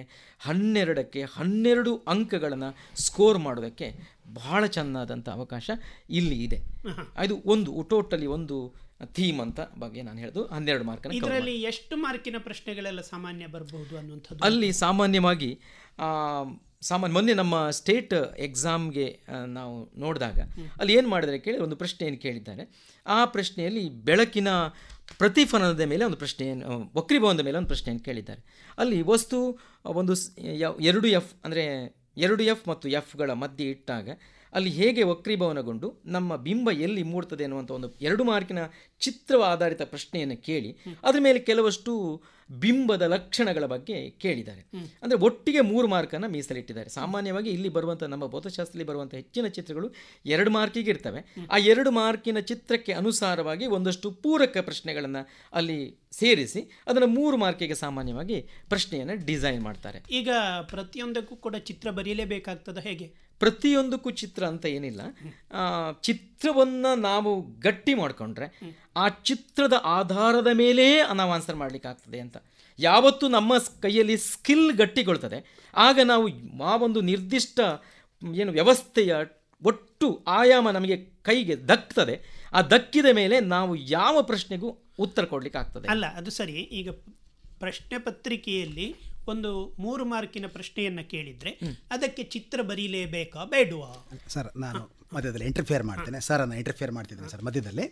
ಸರ್, ಈಗ ಈ 12 ಅಂಕಗಳಿಗೆ ಏನು ಸರ್ ವಿವರಣೆಯನ್ನು ಕೊಟ್ಟರು ಅದನ್ನು ನಾವು ಸಮಪ್ ಮಾಡಲಿಕ್ಕೆ ಹೋದರೆ ಸರ್ ಇಲ್ಲಿ ಚಿತ್ರ ಅಂತ ಹೇಳಿ ಬರುವಂಥದ್ದು ಕೇವಲ 3 ಮಾರ್ಕಿನ ರೇ ಡಯಾಗ್ರಾಮ್ ಮಾತ್ರ. ಏನು ಕಿರಣ ನಕ್ಷೆ ಅಂತ ಏನು ಸರ್ ಹೇಳಿದ್ರಲ್ಲ, ಅದು ಒಟ್ಟಿಗೆ 12 ಚಿತ್ರಗಳಿವೆ ಸರ್. ಇಲ್ಲಿ ಮಗು ಸ್ವಲ್ಪ ಕನ್ಫ್ಯೂಷನ್ ಮಾಡ್ಕೊಳ್ಳುವಂಥ ಸಾಧ್ಯತೆ ಇದೆ. ಯಾಕಂತಂದರೆ 12 ಚಿತ್ರಗಳಲ್ಲಿ ಯಾವ್ಯಾವುದು ಬಿಡಿಸ್ಲಿಕ್ಕೆ ಹೋದಾಗ ಮಗುವಿಗೆ ಕನ್ಫ್ಯೂಷನ್ ಆಗ್ತದೆ. ಅಂದರೆ ಈಗ ದರ್ಪಣದಲ್ಲಿ 6 ಚಿತ್ರ ಇದೆ, ಮಸೂರದಲ್ಲಿ 6 ಚಿತ್ರ ಇದೆ. ಕೆಲವೊಮ್ಮೆ 7 ಚಿತ್ರ ಕೂಡ ಅಂತ ಹೇಳ್ಬೋದು, ನಾವು 14 ಚಿತ್ರ ಅಂತ ಕೂಡ ಹೇಳ್ಬೋದು. ಆದರೆ ನಮ್ಮ ಒಂದು ಅನುಭವದಿಂದ ಹೇಳೋದಾದರೆ 6 ಚಿತ್ರಗಳು 12 ಚಿತ್ರಗಳು ಇವೆ ಅಂತ. ಈ 12 ಚಿತ್ರಗಳನ್ನು ಬಹಳ ಸುಲಭವಾಗಿ ಮಗು ಹೇಗೆ ಕಲಿಬೇಕು ಅಂತ ಹೇಳಿದರೆ, ಅನಂತದಲ್ಲಿ ಇಟ್ಟಾಗ ವಸ್ತುವನ್ನು ಪ್ರತಿಬಿಂಬ ಎಲ್ಲಿ ಮೂಡ್ತದೆ, ಅನಂತದಿಂದ ಈಚೆ ಬಂದು ಸೀನಿಂದ ಆಚೆ ಇಟ್ಟಾಗ ಎಲ್ಲಿ ಚಿತ್ರ ಮೂಡ್ತದೆ, ಪ್ರತಿಬಿಂಬ ಮೂಡ್ತದೆ, ಸಿನಲ್ಲಿ ಇಟ್ಟಾಗ ಎಲ್ಲಿ ಮೂಡ್ತದೆ, ಸಿ ಮತ್ತು ಎಫ್ಗಳ ನಡುವೆ ಇಟ್ಟಾಗ, ಎಫ್ನಲ್ಲಿ ಇಟ್ಟಾಗ ಮತ್ತು ಎಫ್ ಮತ್ತು ಪಿಗಳ ನಡುವೆ ಇಟ್ಟಾಗ ಅಂತ ಹೀಗೆ 6 ವಿಭಾಗದಲ್ಲಿ ದರ್ಪಣದಲ್ಲಿ ಬರ್ತದೆ. ಅದೇ ರೀತಿ ಮಸೂರದಲ್ಲಿ ಕೂಡ ಅನಂತದಲ್ಲಿ ಇಟ್ಟಾಗ 2Fನಿಂದ ಆಚೆ ಇಟ್ಟಾಗ, 2F1ನಲ್ಲಿ ಇಟ್ಟಾಗ, 2F ಮತ್ತು F1 ನಡುವೆ ಇಟ್ಟಾಗ ಮತ್ತು F1ನಿಂದ ಈಚೆ ಇಟ್ಟಾಗ, ಹೀಗೆ ಆ 12 ಕಿರಣ ನಕ್ಷೆಗಳು ಕೇವಲ 3 ಮಾರ್ಕಿಗೆ ಬರುವಂಥದ್ದು ಸರ್. ಅದರಲ್ಲಿ ಯಾವುದು ಬರ್ತದೆ ಅಂತ ಹೇಳಲಿಕ್ಕೆ ಆಗೋದಿಲ್ಲ. ಮತ್ತು ಈ ಪಾಠದಲ್ಲಿ ಅತಿ ಮುಖ್ಯವಾಗಿ 3 ಅಂಕದ ಒಂದು ಲೆಕ್ಕ ಬರ್ತದೆ ಸರ್. ಈ ಲೆಕ್ಕವನ್ನು ಮಗು ಕಲಿಯಲೇಬೇಕಾಗ್ತದೆ. ಒಂದು ಸರ್ ಕಂಟಿನ್ಯೂ ಮಾಡಿ. ಈ ಲೆಕ್ಕಕ್ಕೆ ಸಾಮಾನ್ಯವಾಗಿ ಭೌತಶಾಸ್ತ್ರದ ಭೌತವಿಜ್ಞಾನದ ಕೆಲವಷ್ಟು ಪರಿಕಲ್ಪನೆಗಳು ಗಟ್ಟಿಗೊಳ್ಳುವುದು ಒಂದು ಚಿತ್ರದಲ್ಲಿ, ಒಂದು ಲೆಕ್ಕದಲ್ಲಿ. ಭೌತವಿಜ್ಞಾನ ಅಂದರೆ ಗಣಿತ, ಗಣಿತ ಅಂದರೆ ಭೌತವಿಜ್ಞಾನ. ಆ 2 ಕಾನ್ಸೆಪ್ಟನ್ನು ನಾವು ತೆಗೆದುಕೊಂಡಾಗ, ಯಾವುದು ಪ್ರತಿಫಲನ ವಕ್ರೀಭವನಕ್ಕೆ ಬಂದಾಗ ಅಲ್ಲಿ ಬರುವಂಥ ಏನು ವಿ ಯು ಮತ್ತು ಎಫ್ಗಳು, ಅಲ್ಲಿ 2 ಬೆಳಕಿನಲ್ಲಿ 2 ಸೂತ್ರಗಳು ಬರ್ತವೆ. ದರ್ಪಣ ಸೂತ್ರ, ಮತ್ತೊಂದು ಮಸೂರ ಸೂತ್ರ. ಸಾಮಾನ್ಯವಾಗಿ ದರ್ಪಣವನ್ನು ನಾವು ನೆನ್ಪಿಟ್ಕೊಳ್ಳೋಕೆ ಹೇಳಿದ್ದು, ದರ್ಪಣವನ್ನು ಮೊದಲು ಮಾಡ್ತೇವೆ ನಾವು, ಮಸೂರದ ಕಾನ್ಸೆಪ್ಟನ್ನು ನಂತರ ಮಾಡ್ತೇವೆ. ಅಲ್ಲಿ ಯಾವಾಗಲೂ ದರ್ಪಣ ಮಸೂರಗಳಲ್ಲಿ ವಸ್ತು ದೂರ, ಬಿಂಬ ದೂರ, ಸಂಗಮ ದೂರ ಇವುಗಳ ನಡುವೆ ಸಂಬಂಧ ಇರುವಂಥದ್ದು. 1/v ಪ್ಲಸ್ 1/u ಸಮ 1/f ಅಂತ ಒಂದು ದರ್ಪಣ ಸೂತ್ರ. ನಾವು ದರ್ಪಣವನ್ನು ಮೊದಲು ಮಾಡ್ತಿರೋದ್ರಿಂದ ಅದನ್ನು ಪ್ಲಸ್ಸನ್ನು ಮೊದಲು ತಗೊಳ್ತೇವೆ. ಸಾಮಾನ್ಯವಾಗಿ ಧನ ಅಂಶವನ್ನು ಮೊದಲು ತೆಗೆದುಕೊಂಡು ಆಮೇಲೆ ಋಣ ಅಂಶಕ್ಕೆ ಹೋಗುವಂಥ ಕ್ರಮ. ಸೊ 2ನೇ ಸಂದರ್ಭದಲ್ಲಿ ನಾವು ಮಸೂರ ಸೂತ್ರವನ್ನು ನಾವು ಹೋಗ್ತೇವೆ. ಅಲ್ಲಿ 1/v ಮೈನಸ್ 1/u ಸಮ 1/f ಅಂತ. ಆ 2 ಸೂತ್ರಗಳ ಆಧಾರದ ಮೇಲೆ ಲೆಕ್ಕಗಳನ್ನು ಕೇಳುವಂಥದ್ದು ಬೆಳಕಿನಲ್ಲಿ. ಅಲ್ಲಿ ಒಂದು ಬಹಳ ಮುಖ್ಯವಾದಂಥ ಶಿಕ್ಷಕರು ಮಕ್ಕಳು ಒಂದು ಅಂಶವನ್ನು ನಾವು ನೆನಪಿಟ್ಕೋಬೇಕು. ಏನಂತ ಕೇಳಿದರೆ, ಸಾಮಾನ್ಯವಾಗಿ ಬೆಳಕಿನಲ್ಲಿ ರೇ ಡಯಾಗ್ರಾಮ್ ರೇಖಾಚಿತ್ರಗಳಿಗೆ ಬಂದಾಗ ಅಲ್ಲಿ ಕಾರ್ಟೇಷಿಯನ್ ಜಿಯೋಮೆಟ್ರಿ ಅನ್ನುವಂಥ ಒಂದು ವಿಭಾಗಕ್ಕೆ ನಾವು ಟಚ್ ಕೊಡಲೇಬೇಕು. ಕೊಡಲಿಲ್ಲ ಹೇಳಿದರೆ ನಮ್ಮ ಲೆಕ್ಕ ತಪ್ಪಾಗ್ತದೆ. ಅದನ್ನು ಸೈನ್ ಕನ್ವೆನ್ಷನ್ ಅಂತ ಕರಿತೇವೆ. ಋಣ ಮತ್ತು ಧನ ಚಿಹ್ನೆಗಳ ಒಂದು ಮಿಶ್ರಣ ಮಾಡುವಂಥ ಕೆಲಸ ಉಂಟಲ್ಲಿ. ಸಾಮಾನ್ಯವಾಗಿ ಎಕ್ಸ್ ಅಕ್ಷ ಮತ್ತು ವೈ ಅಕ್ಷವನ್ನು ನಾವು ಕಾರ್ಟೇಷಿಯನ್ ಜಿಯೋಮೆಟ್ರಿಯಲ್ಲಿ ಪರ್ಪೆಂಡಿಕ್ಯುಲರ್ ಆಗಿ ಬರೀತೇವೆ. ಸಾಮಾನ್ಯವಾಗಿ ಲೆಫ್ಟ್ ಸೈಡ್ ಆಫ್ ಎಕ್ಸ್ ಅಕ್ಷ ಎಡಭಾಗ ಮೈನಸ್ ಇರ್ತದೆ, ಎಕ್ಸ್ ಅಕ್ಷದ ಬಲಭಾಗ ಪ್ಲಸ್ ಇರ್ತದೆ, ವೈ ಅಕ್ಷದ ಮೇಲ್ಭಾಗ ಪ್ಲಸ್ ಇರ್ತದೆ, ವೈ ಅಕ್ಷದ ಕೆಳಭಾಗ ಮೈನಸ್ ಇರ್ತದೆ. ಇದರ ಆಧಾರದ ಮೇಲೆ ಆ 2 ರೇಖೆಗಳು ಸಂಖ್ಯಾ ರೇಖೆಗಳು ಸಂಧಿಸುವ ಬಿಂದುವನ್ನು ಮೂಲ ಬಿಂದು ಅಂತ ಒರಿಜಿನ್ ಅಂತ ಕರಿತೇವೆ. ಒರಿಜಿನಲ್ಲಿ ನಮ್ಮ ಮಸೂರವನ್ನು ಅಥವಾ ದರ್ಪಣವನ್ನು ಇಟ್ಟು ಅದರ ಎಡಭಾಗದಲ್ಲಿ ಬರುವಂಥದ್ದು ಎಲ್ಲ ಸೈನ್ ಕನ್ವೆನ್ಷನ್ ಮೈನಸ್ ಆಗಿರ್ತದೆ. ಯಾಕಂದರೆ ಎಕ್ಸ್ ಅಕ್ಷದ ಎಡಭಾಗ ಮೈನಸ್ ಇರ್ತದೆ, ಬಲಭಾಗಕ್ಕೆ ಬರುವಂಥ ಎಲ್ಲ ವಿಚಾರಗಳು ಪ್ಲಸ್ ಇರ್ತವೆ. ಹಾಗೆಯೇ ವೈ ಅಕ್ಷದ ಮೇಲ್ಭಾಗಕ್ಕೆ ಬರುವಂಥ ಎಲ್ಲ ಅಂಶಗಳು ಪ್ಲಸ್ ಇರ್ತವೆ, ವೈ ಅಕ್ಷದ ಕೆಳಭಾಗಕ್ಕೆ ಬರುವಂಥದ್ದು ಎಲ್ಲವುದು ಮೈನಸ್ ಇರ್ತದೆ. ಈ ನೆಲೆಯಲ್ಲಿ ನಾವು ಅದನ್ನು ಸೈನನ್ನು ಗಟ್ಟಿಗೊಳಿಸಬೇಕು. ಉದಾಹರಣೆ, ಈಗ ತಾನೇ ಸರ್ ಹೇಳಿದರು ಒಂದು ದರ್ಪಣಕ್ಕೆ ಬಂದಾಗ ವಸ್ತು ಒಂದು ಗೋಳಿಯ ದರ್ಪಣಕ್ಕೆ ಬಂದಾಗ ವಸ್ತು ಒಂದು 2Fನಿಂದ ಆಚೆ ಇದ್ದಾಗ ಆ ವಸ್ತು ಮತ್ತು ದರ್ಪಣದ P ಬಿಂದುವಿನ ನಡುವೆ ದೂರವನ್ನು ನಾವು U ಅಂತ ಕರಿತೇವೆ. ಅದು X ಅಕ್ಷದ ಎಡಭಾಗದಲ್ಲಿರೋದ್ರಿಂದ U ಆಗ ಮೈನಸ್ ಆಗಿರ್ತದೆ. ಹಾಗೆಯೇ ಆ ವಸ್ತುವಿನ ಬಿಂಬ ಒಡಮೂಡಲ್ಪಟ್ಟು ಅದು ಪುನಃ ಎಡಭಾಗದಲ್ಲಿಯೇ ಬೀಳ್ತದೆ, ಆಗ ಬಿಂಬ ದೂರ ಕೂಡ ಮೈನಸ್ ಆಗಿರ್ತದೆ. ಒಂದು ಯಾವುದು ದರ್ಪಣ ಎಂದಾಗ ದರ್ಪಣದ ಒಳಭಾಗಕ್ಕಿಂತ ನಾವು ಹೊರಭಾಗಕ್ಕೆ ಆದ್ಯತೆಯನ್ನು ಕೊಡ್ತೇವೆ. ಅಲ್ಲಿ ಹೊರಭಾಗದಲ್ಲಿಯೇ ಆ ನಿಮ್ನ ದರ್ಪಣವನ್ನು ಅಂತ ಇಟ್ಕೊಂಡ್ರೆ ನಿಮ್ನ ದರ್ಪಣದ ಹೊರಭಾಗದಲ್ಲಿ ಅದರ F ಇರ್ತದೆ. ಸೊ ಅದು ಕೂಡ ಎಡಭಾಗದಲ್ಲಿ ಇರ್ತದೆ. ಆದ್ದರಿಂದ ನಿಮ್ನ ದರ್ಪಣವನ್ನು ನಾವು ಲೆಕ್ಕ ಡೀಲ್ ಮಾಡುವಾಗ ಯು ಮೈನಸ್ ಆಗಿರ್ತದೆ, ವಿ ಯು ಮೈನಸ್ ಆಗಿರ್ತದೆ, ಎಫ್ ಮೈನಸ್ ಆಗಿರ್ತದೆ. ಆದರೆ ನಮ್ಮ ಸೂತ್ರದಲ್ಲಿ 1/v ಮೈನಸ್ 1/u ಸಮ 1/f ಅಂತ ಇದೆ. ಅಲ್ಲಿರುವ ಚಿಹ್ನೆಗೆ ಭಂಗ ತರದೇನೆ ಎಲ್ಲೆಲ್ಲಿ ವಿ ಯು ಎಫ್ಗಳಿದ್ದಾವೆ ಅಲ್ಲಿ ಹಾಕುವಂಥ ಸಂಖ್ಯೆಗಳಿಗೆ ಮೈನಸ್ ಸಮೇತ ನಾವು ಅನ್ವಯಿಸಿದಾಗ ಆ ಲೆಕ್ಕ ಪರ್ಫೆಕ್ಟ್ಲಿ ಆನ್ಸರ್ ಬರ್ತದೆ. ಅಂದರೆ ನಾನು ಏನು ಹೇಳ್ತಾ ಇದ್ದೇನೆ ಅಂತ ಕೇಳಿದರೆ, ಲೆಕ್ಕದ ಸೈನ್ ಕನ್ವೆನ್ಷನನ್ನು ಗಟ್ಟಿ ಮಾಡಿದಾಗ, ರೇಖಾಚಿತ್ರಗಳನ್ನು ಗಟ್ಟಿ ಮಾಡಿದಾಗ ಇಡೀ ಪಾಠ ನಮ್ಮ ಕೈ ಬರ್ತದೆ. ಒಂದು ಅಂಕ ಅಲ್ಲ, ಕಂಪ್ಲೀಟ್ ಆಗಿ ಆನ್ಸರ್ ಮಾಡಲಿಕ್ಕೆ ಅಲ್ಲಿ ಆಗ್ತದೆ. ಸರ್ ಹೇಳಿದ್ದಕ್ಕೆ ಒಂದು ಪೂರಕವಾಗಿ ಹೇಳ್ತೇನೆ ಸರ್ ಹೇಳಿದಾಗ ಈಗ ಮಸೂರ ಮತ್ತು ದರ್ಪಣದ ಏನು ಲೆಕ್ಕ ಬರ್ತದೆ, ಸೂತ್ರದ ಮೇಲೆ ಲೆಕ್ಕ ಬರ್ತದೆ, ಅದೇ ರೀತಿ ಇನ್ನೂ 3 ಲೆಕ್ಕಗಳಿಗೆ ಅಲ್ಲಿ ಸಾಧ್ಯತೆ ಇದೆ ಸರ್.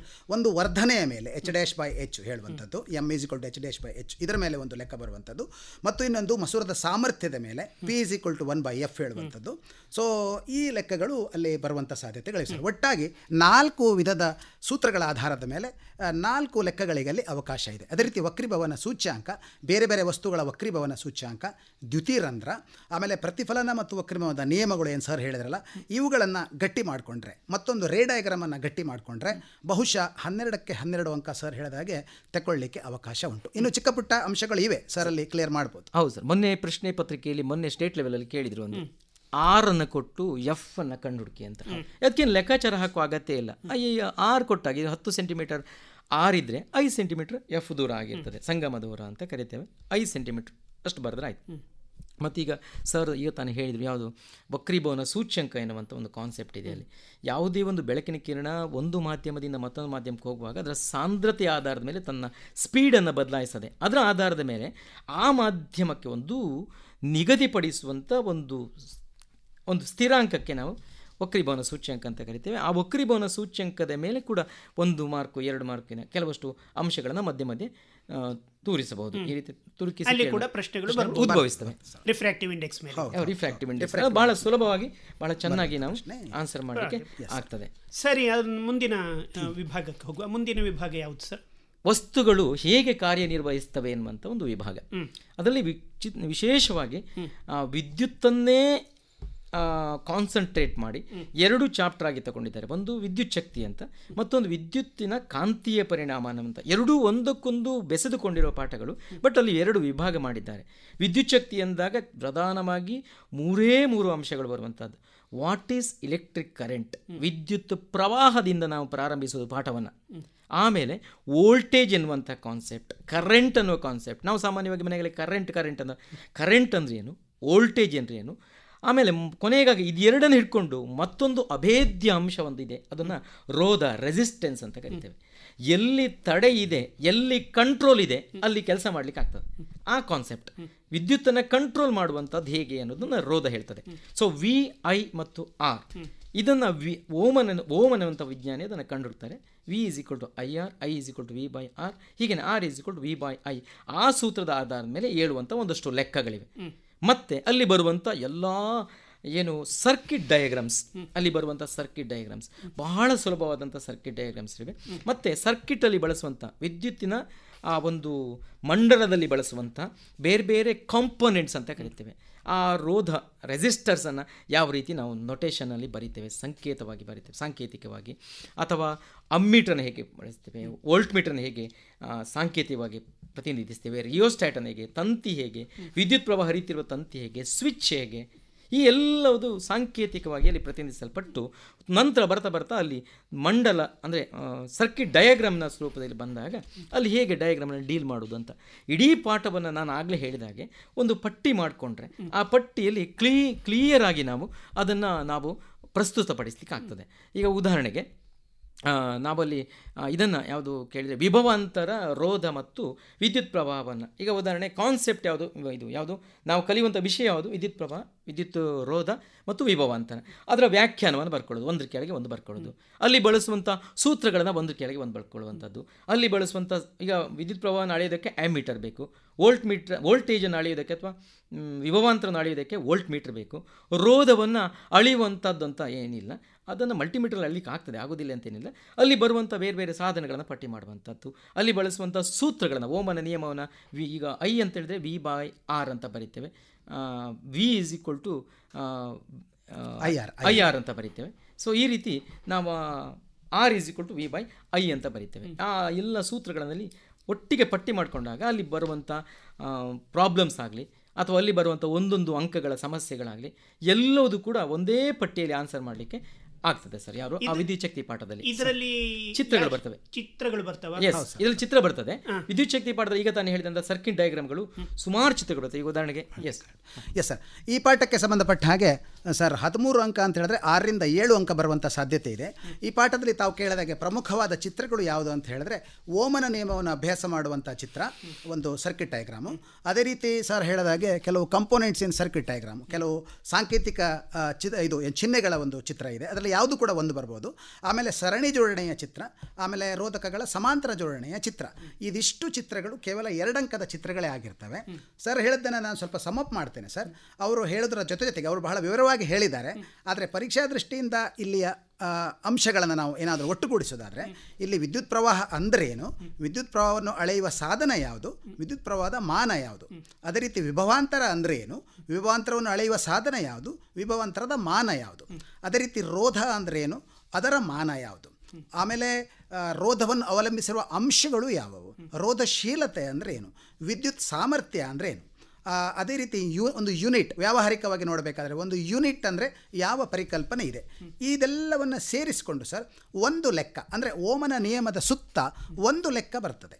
ಆ ಒಂದು ಲೆಕ್ಕ ಹೇಗೂ ಆಗಿರ್ಬೋದು, R = V/I ಅಥವಾ V = IR ಅಥವಾ I = V/R, ಇದರ ಮೇಲೆ ಒಂದು ಲೆಕ್ಕ ಬರುವಂಥದ್ದು. ಅಥವಾ ಸೀರೀಸ್ ಕನೆಕ್ಷನ್ ಮತ್ತು ಪ್ಯಾರಲಲ್ ಕನೆಕ್ಷನಲ್ಲಿ, ಸರಣಿ ಜೋಡಣೆ ಮತ್ತು ಸಮಾಂತರ ಜೋಡಣೆಯಲ್ಲಿ RS = R1 + R2 R3 ಅಥವಾ 1/RP = 1/R1 1/R2 1/R3 ಇದರ ಮೇಲೆ ಒಂದು ಲೆಕ್ಕ ಬರುವಂಥದ್ದು.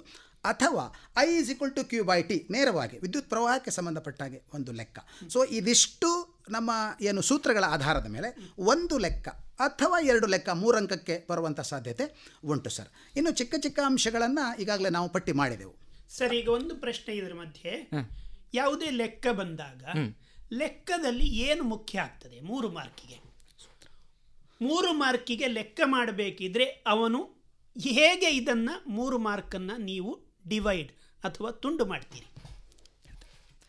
ಒಂದು ಪ್ರಶ್ನೆಯನ್ನು ಕೇಳಿದಾಗ ಈಗ ತಾನೇ ಹೇಳಿದರೆ ಅವರು ಏನು ಮೊನ್ನೆ ಪರೀಕ್ಷೆಯಲ್ಲಿ ಕೂಡ ಅಂಥದ್ದೊಂದು ಪ್ರಶ್ನೆ ಉದ್ಭವಿಸಿತ್ತು. ಈಗ ಉದಾಹರಣೆಗೆ ಒಂದು ಪ್ರಶ್ನೆಯನ್ನು ಕೇಳಿ ಯಾವುದೋ ಒಂದು ತಂತಿಯಲ್ಲಿ ಒಂದಷ್ಟು ವಿದ್ಯುತ್ ಪ್ರವಾಹ ಹರಿತದೆ, ಇಷ್ಟು ವೋಲ್ಟೇಜನ್ನು ಡೆವಲಪ್ ಮಾಡಿದ್ದೇವೆ, ಹಾಗಾದರೆ ಅಲ್ಲಿ ಆ ರೋಧ ಎಷ್ಟು ಅಂತ, ಆ ವೋಲ್ಟೇಜ್ ಡಬಲ್ ಮಾಡಿದಾಗ ಎಷ್ಟು ವಿದ್ಯುತ್ ಪ್ರವಾಹ ಹರಿತದೆ. ಈಗ ಮೊದಲನೇ ಪಾರ್ಟಿಗೆ 1 ಅಂಕವನ್ನು ಇಟ್ಟರೆ ಇನ್ನೊಂದು ಪಾರ್ಟಿಗೆ 1 ಅಂಕವನ್ನು ಇಡಬಹುದು, ಅಥವಾ ಮೊದಲನೇ ಪಾರ್ಟಲ್ಲಿ ಸ್ವಲ್ಪ ಜಾಸ್ತಿ ಮಾಹಿತಿ ಬೇಕಾದಾಗ ಅದನ್ನು 2 ಅಂಕವನ್ನಾಗಿ ಮಾಡಿ ಇನ್ನೊಂದು ಪೀಸಿಗೆ 1 ಅಂಕವನ್ನು ಇಟ್ಟು ಹೀಗೆ 3 ಅಂಕಗಳನ್ನು ಡಿವೈಡ್ ಮಾಡುವಂಥ ಕ್ರಮ ಇದೆ. ಒಂದೇ ಸರ್ತಿ ಕೇಳುವಂಥದ್ದಲ್ಲ, ಅಲ್ಲಿ ಹಂತ ಹಂತವಾಗಿ ಒಂದು ಪ್ರಶ್ನೆಯಲ್ಲಿ ಅವರು ಒಂದೇ ಸರ್ತಿ ಕೇಳೋದಿಲ್ಲ, ಹಂತ ಹಂತವಾಗಿ ಈ ರೀತಿ ಆಗಿರ್ತದೆ. ಆ ನಂತರ ಹೀಗಾದಾಗ ಹೇಗಾಗ್ತದೆ ಅನ್ನೋ ರೀತಿಯಲ್ಲಿ ಪ್ರಶ್ನೆಯನ್ನು ಕೇಳುವಂಥ ಕ್ರಮ 3 ಅಂಕಕ್ಕೆ ಇರ್ತದೆ ಸರ್. ಸರ್ ಆ್ಯಡ್ ಮಾಡ್ತೇನೆ ಸರ್, ಒಂದು ಆ್ಯಡ್ ಮಾಡ್ತೇನೆ ಸರ್ ಹೇಳಿದ್ದಕ್ಕೆ. ನೀವು ಕೇಳಿದ ಪ್ರಶ್ನೆಗೆ ಪೂರಕವಾಗಿ ಒಂದು ಲೆಕ್ಕವನ್ನು ಬಿಡಿಸಬೇಕಾದ್ರೆ ಮಗುವಿಗೆ ಅಲ್ಲಿ ಕೊಟ್ಟಂತಹ ದತ್ತ ಅಂಶಗಳು ಯಾವುವು ಮತ್ತು ಆ ದತ್ತ ಅಂಶಗಳ ಏನು ಸಂಕೇತ ಕೊಟ್ಟಿದ್ದಾರೆ ಆ ಸಂಕೇತಗಳನ್ನು ತಿಳ್ಕೊಳ್ಳುವಂಥದ್ದು ಮತ್ತು ಅದಕ್ಕೆ ಒಂದು ನಿರ್ದಿಷ್ಟವಾದ ಸೂತ್ರವನ್ನು ಇಟ್ಟುಕೊಂಡು ಆ ಸೂತ್ರಕ್ಕೆ ಈ ದತ್ತಾಂಶಗಳನ್ನು ಅಳವಡಿಸಿಕೊಂಡು ಒಂದು ಕೊನೆಯಲ್ಲಿ ಉತ್ತರವನ್ನು ಕಂಡುಕೊಳ್ಳುವಂಥದ್ದು ಮತ್ತು ಅದರ ಮಾನವನ್ನು ಬರಲಿಕ್ಕೆ ಸಾಧ್ಯ ಆಯಿತು ಅಂತ ಹೇಳಾದರೆ ಮಗುವು 3 ಅಂಕಕ್ಕೆ 3 ಅಂಕವನ್ನು ಖಂಡಿತವಾಗಿ ಪಡ್ಕೊಳ್ಳಿಕ್ಕೆ ಆಗ್ತದೆ. ಅದಕ್ಕಾಗಿ ಮಗು ಆ ಪಾಠದಲ್ಲಿ ಬರುವಂಥ ಈ ಏನು ಪ್ರಾಬ್ಲಮ್ಸ್ ಇದೆಯಲ್ಲ ಅದಕ್ಕೆ ಬರುವಂಥ ಬೇಕಾಗುವಂಥ ಎಲ್ಲ ಸೂತ್ರಗಳ ಒಂದು ಕಡೆ ಬರ್ಕೊಂಡಿಟ್ಕೊಂಡ್ರೆ ಆಗ ಅವನಿಗೆ ಬೇಕಾದಾಗ ಆ ಸೂತ್ರವನ್ನು ಅಲ್ಲಿ ಬಳಸ್ಕೊಳ್ಳಿ. ಯಾವ ಸೂತ್ರವನ್ನು ಎಲ್ಲ ಅಪ್ಲೈ ಮಾಡಬೇಕು ಹೇಳೋದನ್ನು ಅವನು ಪ್ರಶ್ನೆಯನ್ನು ಓದುವುದರ ಮೂಲಕ ತಿಳ್ಕೊಳ್ಬೇಕು. ಸರ್, ಇಲ್ಲಿ ನಮ್ಮ ಮಕ್ಕಳು ಗ್ರಾಮೀಣ ಭಾಗದ ಮಕ್ಕಳಾಗಿರ್ಬೋದು ಅಥವಾ ನಗರ ಪ್ರದೇಶದ ಮಕ್ಕಳಾಗಿರ್ಬೋದು, ನಮ್ಮ ವಿಜ್ಞಾನ ಪ್ರಶ್ನೆ ಪತ್ರಿಕೆಯಲ್ಲಿ ಎಡುವುದು ಎಲ್ಲಿ ಅಂತ ಹೇಳಿದ್ರೆ ಮಕ್ಕಳು ಪ್ರಶ್ನೆಯನ್ನು ಮತ್ತೆ ಮತ್ತೆ ಓದುವುದಿಲ್ಲ, ಹೀಗಾಗಿ ಅವರಿಗೆ ಪ್ರಶ್ನೆ ಅರ್ಥ ಆಗೋದಿಲ್ಲ. ಸರ್, ಇಲ್ಲಿ ನಮ್ಮ ವಿಜ್ಞಾನದಲ್ಲಿ ಒಂದು ವಿಶೇಷತೆ ಏನು ಅಂತ ಹೇಳಿದ್ರೆ ಇತರ ಪ್ರಶ್ನೆ ಪತ್ರಿಕೆ ಹಾಗೆ ಅಲ್ಲ, ಸ್ವಲ್ಪ ಪ್ರಶ್ನೆಯನ್ನು ಅನ್ವಯಕಾರಿ ರೂಪದಲ್ಲಿ ಕೊಟ್ಟಿರ್ತಾರೆ. ಈ ಸಲ ಅದು ಇಲ್ಲ, ಸ್ವಲ್ಪ ಸುಲಭೀಕರಿಸಿದ್ದಾರೆ ಅಂತ ಹೇಳ್ತಾ ಇದ್ದಾರೆ. ಆದರೆ ಪ್ರಶ್ನೆಯನ್ನು ಸ್ವಲ್ಪ ತಿರುಗಿ ಕೊಟ್ಟಾಗ ಮಗು ಆಲೋಚನೆ ಮಾಡುವ ಸಾಮರ್ಥ್ಯವನ್ನು ಹೊಂದಿಲ್ಲದಿದ್ದರೆ ಪ್ರಶ್ನೆಯೇ ಅರ್ಥ ಆಗದೆ ಉತ್ತರವನ್ನು ಬಿಟ್ಟು ಬರುವ ಸಾಧ್ಯತೆ ಇದೆ. ಸರ್, ತುಂಬ ಮಕ್ಕಳು ಈ ರೀತಿಯಾದಂಥ ಸಮಸ್ಯೆಯನ್ನು ಎದುರಿಸ್ತಾರೆ. ಹೀಗಾಗಿ ವಿಜ್ಞಾನ ಅವರಿಗೆ ಪ್ರಶ್ನೆ ಪತ್ರಿಕೆ ಕಷ್ಟ ಆಗ್ತದೆ. ಕಲೀಲಿಕ್ಕೆ ಸುಲಭ ಉಂಟು, ಆದರೆ ಪ್ರಶ್ನೆ ಪತ್ರಿಕೆ ಅವರಿಗೆ ಕಷ್ಟ ಆಗ್ತದೆ. ಸರ್, ಈಗ ಮುಂದಿನ ಭಾಗಕ್ಕೆ ಹೋಗುದಿದ್ರೆ ಸರ್ ಅಲ್ಲಿ ಒಂದು ಪಾರ್ಟ್ ಬಿಟ್ಟೇವೆ, ಹೌದು, ಕಾಂತೀಯ ಪರಿಣಾಮ ಅಂತ ಒಂದಿದೆ. ಅಲ್ಲಿ ಬರುವಂಥದ್ದು ವಿದ್ಯುತ್ತಿನ ಕಾಂತೀಯ ಪರಿಣಾಮ, ಅಲ್ಲಿ ಬರುವಂಥದ್ದು ಡೈನಮೋ ಮತ್ತು ಮೋಟಾರ್ ಅನ್ನುವಂಥ, ಅಲ್ಲಿ ಬರುವಂಥ ನಿಯಮಗಳು, ಅಲ್ಲಿ ಬರುವಂಥ ಸಾಧ್ಯತೆಗಳು, ಅಲ್ಲಿ ಬರುವಂಥ ಏನು ಚಿತ್ರಗಳು, ಅದನ್ನು ಈಗ ಕಂಪ್ಯಾರಿಟಿವ್ ಸ್ಟಡಿ ಮಾಡ್ತಾ ಹೋದಾಗ ಅದು ಎರಡು ಚಿತ್ರಗಳು ಬಹಳ ಸುಲಭ, ಅಲ್ಲಿ ಒಂದೇ ರೀತಿ ಕಾಣ್ತವೆ. ಆದರೆ ಒಂದು ಸಣ್ಣ ಸಣ್ಣ ಹೊರಮಂಡಲದಲ್ಲಿ ಮಾತ್ರ ವ್ಯತ್ಯಾಸ. ಅದರಲ್ಲಿ ಎಕ್ಸ್ಕ್ಲೂಸಿವ್ಲಿ ಆ ಪುಸ್ತಕದಲ್ಲಿ ಕೊಟ್ಟಂಥ ಚಿತ್ರವನ್ನೇ ನಾವು ಬೈಬಲ್ ಅಂತ ತಗೊಳ್ಬೇಕಾಗ್ತದೆ. ಬಟ್ ಸಾಮಾನ್ಯವಾಗಿ ರೇ ಡಯಾಗ್ರಾಮ್ನ ರೀತಿಯಲ್ಲಿ ಬಿಡಿಸಬೇಕು.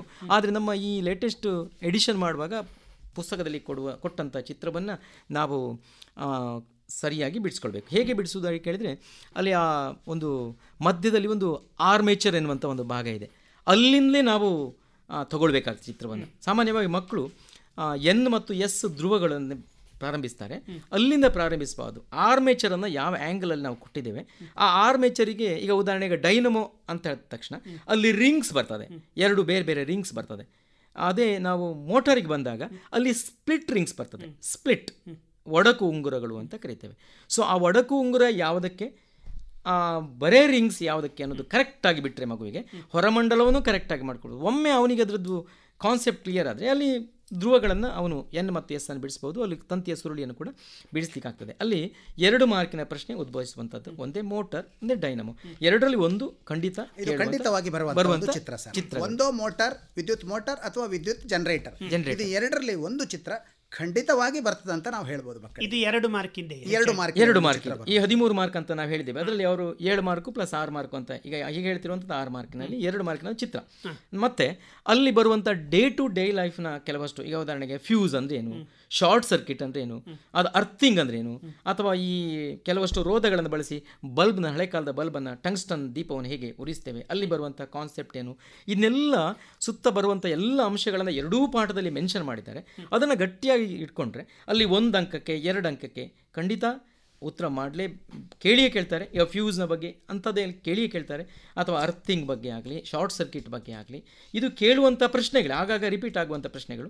ಅದನ್ನು ಗಟ್ಟಿ ಮಕ್ಕಳಿಗೆ ಸಾಮಾನ್ಯವಾಗಿ ಆಸಕ್ತಿಯ ವಿಷಯಗಳು, ಆದ್ದರಿಂದ ಅದನ್ನು ಚೆನ್ನಾಗಿ ಕಲ್ತ್ಕೊಂಡ್ರೆ ಎಲ್ಲ ಆನ್ಸರ್ ಮಾಡಲಿಕ್ಕೆ 13 ಕೂಡ ಬರುವ ಹಾಗೆ ಮಾಡಿ. ತಮ್ಮ ಮಾತಿಗೆ ಪೂರಕವಾಗಿ ಸರ್, ಈ ಪಾಠಕ್ಕೆ ಸಂಬಂಧಪಟ್ಟಾಗೆ ವಿಶೇಷವಾಗಿ ವಿದ್ಯುತ್ ಪ್ರವಾಹದ ಕಾಂತೀಯ ಪರಿಣಾಮಗಳು ಹೇಳುವಂಥ ಪಾಠ ಏನಿದೆ, ಇದು ನಮ್ಮ ವಿಜ್ಞಾನ ಪ್ರಶ್ನೆ ಪತ್ರಿಕೆಗೆ ಸಂಬಂಧಪಟ್ಟಾಗೆ ಬಹಳ ಮುಖ್ಯವಾದಂಥ ಒಂದು ಪಾಠ. ಸರ್, ಈಗಾಗಲೇ ನಾವು ಹೇಳಿದಾಗೆ 2 ಅಂಕದ ಒಂದು ಚಿತ್ರ ಖಂಡಿತವಾಗಿ ಬರ್ತದೆ. ಆದರೆ ಇಲ್ಲಿ ಕಾಂತೀಯ ಬಲರೇಖೆಗಳ ಮೇಲೆ ಒಂದು ಕನ್ಸೆಪ್ಟ್, ಒಂದು ಪರಿಕಲ್ಪನೆ, ಈ ಪರಿಕಲ್ಪನೆಯನ್ನು ಹಿಡ್ಕೊಂಡು ಒಂದಿಷ್ಟು ಪ್ರಶ್ನೆಗಳು ಇಲ್ಲಿ ಬರುವಂಥ ಸಾಧ್ಯತೆ ಇದೆ. ಸರ್, ಪ್ರಶ್ನೆ ಯಾವ ರೂಪದಲ್ಲಿ ಕೂಡ ಇರ್ಬೋದು. ಕಾಂತೀಯ ಬಲರೇಖೆಗಳ ಗುಣಲಕ್ಷಣಗಳೇನು, ನೇರವಾಹಕದಲ್ಲಿ ಕಾಂತೀಯ ಬಲರೇಖೆಗಳು ಹೇಗಿರ್ತವೆ, ಸುರುಳಿವಾಹಕದಲ್ಲಿ ಕಾಂತೀಯ ಬಲರೇಖೆಗಳು ಹೇಗಿರ್ತವೆ, ಒಂದು ಸೊಲನಾಯ್ಡ್ನ ಒಳಗಡೆ ಕಾಂತೀಯ ಬಲರೇಖೆಗಳು ಹೇಗಿರ್ತವೆ, ಒಂದು ಸೊಲನಾಯ್ಡ್ ಅಂದರೆ ಏನು, ವಿದ್ಯುತ್ ಕಾಂತ ಅಂದ್ರೇನು, ಅದನ್ನು ಹೇಗೆ ರಚನೆ ಮಾಡ್ತೀರಿ, ಅದೇ ರೀತಿ ಫ್ಯಾರಡೆಯ 1ನೇ ನಿಯಮ ಅಂದ್ರೇನು, ವಿದ್ಯುತ್ ಪ್ರವಾಹದ ಕಾಂತೀಯ ಪರಿಣಾಮ ಅಂದ್ರೇನು, ಹೀಗೆ ಚಿಕ್ಕ ಚಿಕ್ಕ ಕಾಂತ ಕ್ಷೇತ್ರ ಅಂದ್ರೇನು, ಸರ್ ಹೇಳಿದಾಗೆ ಭೂಸಂಪರ್ಕ ತಂತಿಯ ಕಾರ್ಯವೇನು, ಫ್ಯೂಸ್ನ ಕಾರ್ಯವೇನು, ಫ್ಯೂಸ್ ಒಂದು ಸುರಕ್ಷಾ ಸಾಧನ ಹೇಗೆ, ಹೀಗೆ ಫ್ಯೂಸನ್ನು ಯಾವುದರಿಂದ ಮಾಡಿದ್ದಾರೆ, ಈ ಥರದ ಸಣ್ಣ ಪ್ರಶ್ನೆಗಳು, 1 ಅಂಕದ ಪ್ರಶ್ನೆಗಳು ಮತ್ತು 2 ಅಂಕದ ಒಂದು ಚಿತ್ರ ಹಾಗೂ 3 ಅಂಕದ 4 ಅಂಕದ ಸಂಭವನೀಯ ಪ್ರಶ್ನೆಗಳು ಕೂಡ ಈ ಪಾಠದಲ್ಲಿ ಬಹಳ ಸುಂದರವಾಗಿ ಕೊಡುವಂಥ ಸಾಧ್ಯತೆ ಇದೆ. ಸರ್, ಸ್ವಲ್ಪ ಸರ್ ಹೇಳಿದಾಗೆ ವಿಶ್ಲೇಷಣೆ ಮಾಡಿ ಮಕ್ಕಳು ಕಲ್ತದ್ದೇ ಹೋದಾದರೆ ಈ ಪಾಠದಲ್ಲಿ ಸಂಪೂರ್ಣ ಅಂಕಗಳನ್ನು ಪಡ್ಕೊಳ್ಳಿಕ್ಕೆ ಆಗ್ತದೆ ಸರ್. ಈಗ ಕೊನೆಯ ಭಾಗ ಇನ್ನೊಂದು ಥೀಮ್ ಇದೆ ಸರ್, ಹೌದು ಸರ್. ನೈಸರ್ಗಿಕ ಸಂಪನ್ಮೂಲಗಳು ಅಂತ ಥೀಮ್. ಆ ಥೀಮಿಗೆ 8 ಅಂಕಗಳನ್ನು ಮೀಸಲಿಟ್ಟಿದ್ದಾರೆ.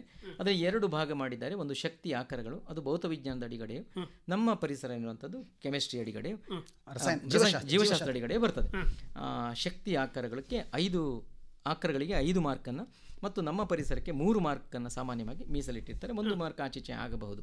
ಅಲ್ಲಿ ಶಕ್ತಿ ಆಕಾರ ಅಂತ ಆದಾಗ ಕೇವಲ ಏನು ಒಂಥರ ಏನು ತಿಳುವಳಿಕೆ ಆಧಾರದ ಮೇಲೆ, ಸ್ವಲ್ಪ ಅಪ್ಲಿಕೇಶನ್ ಅನ್ವಯ ಆಧಾರದ ಮೇಲೆ ಆನ್ಸರ್ ಮಾಡಬೇಕಾಗ್ತದೆ ಮಗು.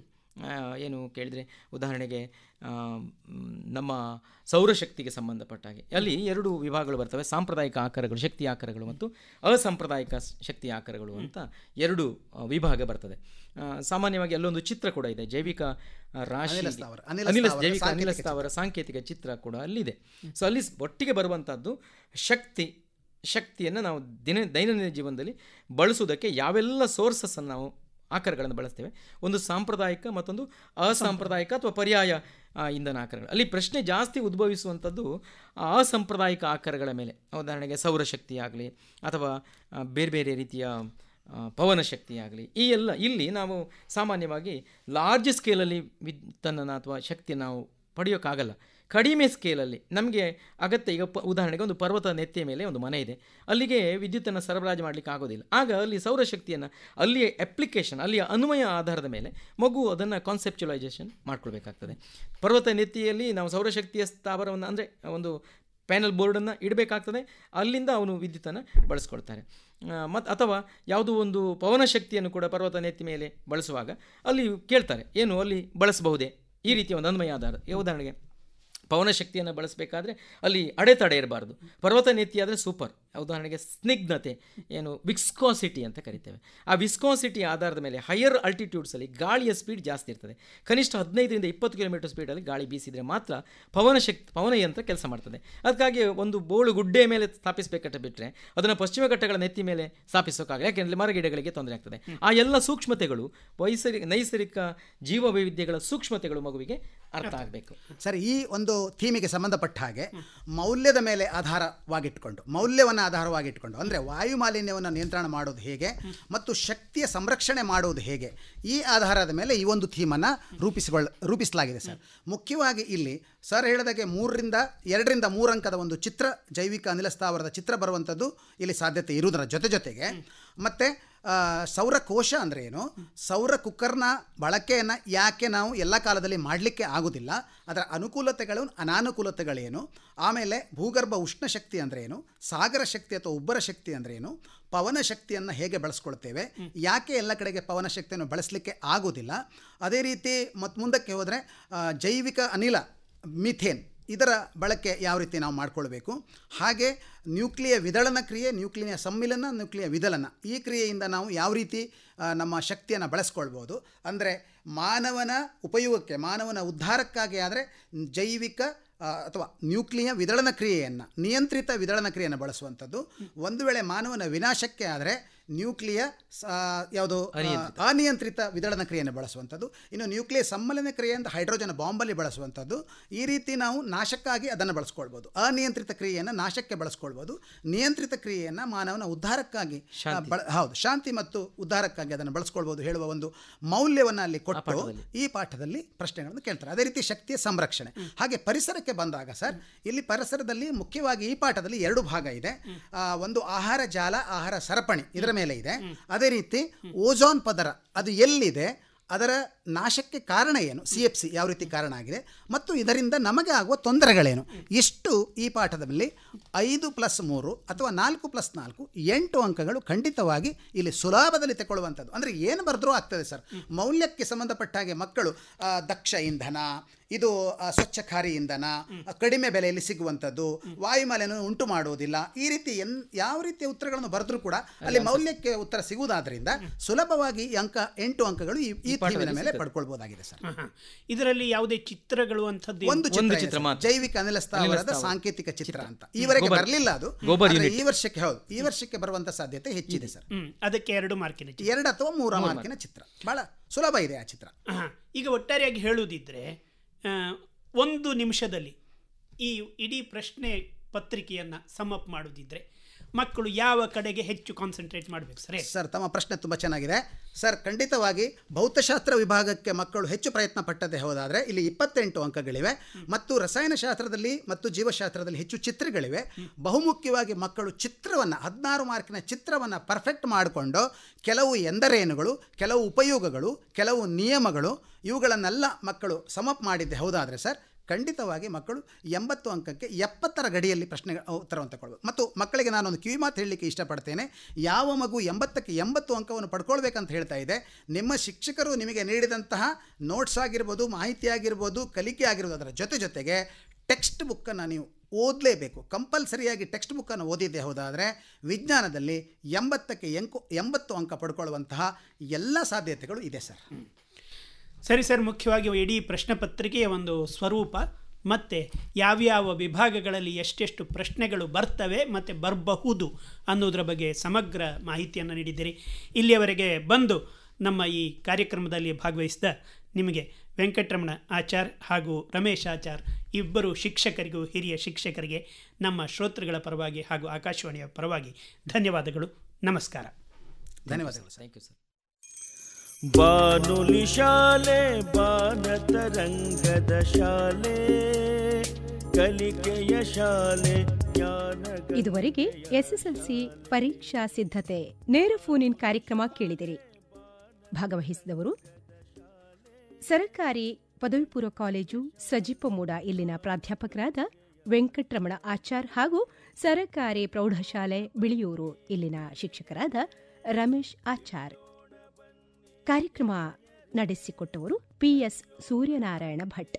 ತಾಂತ್ರಿಕ ನೆರವು ಪ್ರಕಾಶ್ ಬಿಸಿ ರೋಡ್, ಚಂದ್ರಶೇಖರ ಪಾಣಾಜೆ ಮತ್ತು ಹರೀಶ್ ಆಚಾರ್ ಸುರ್ಪೋ.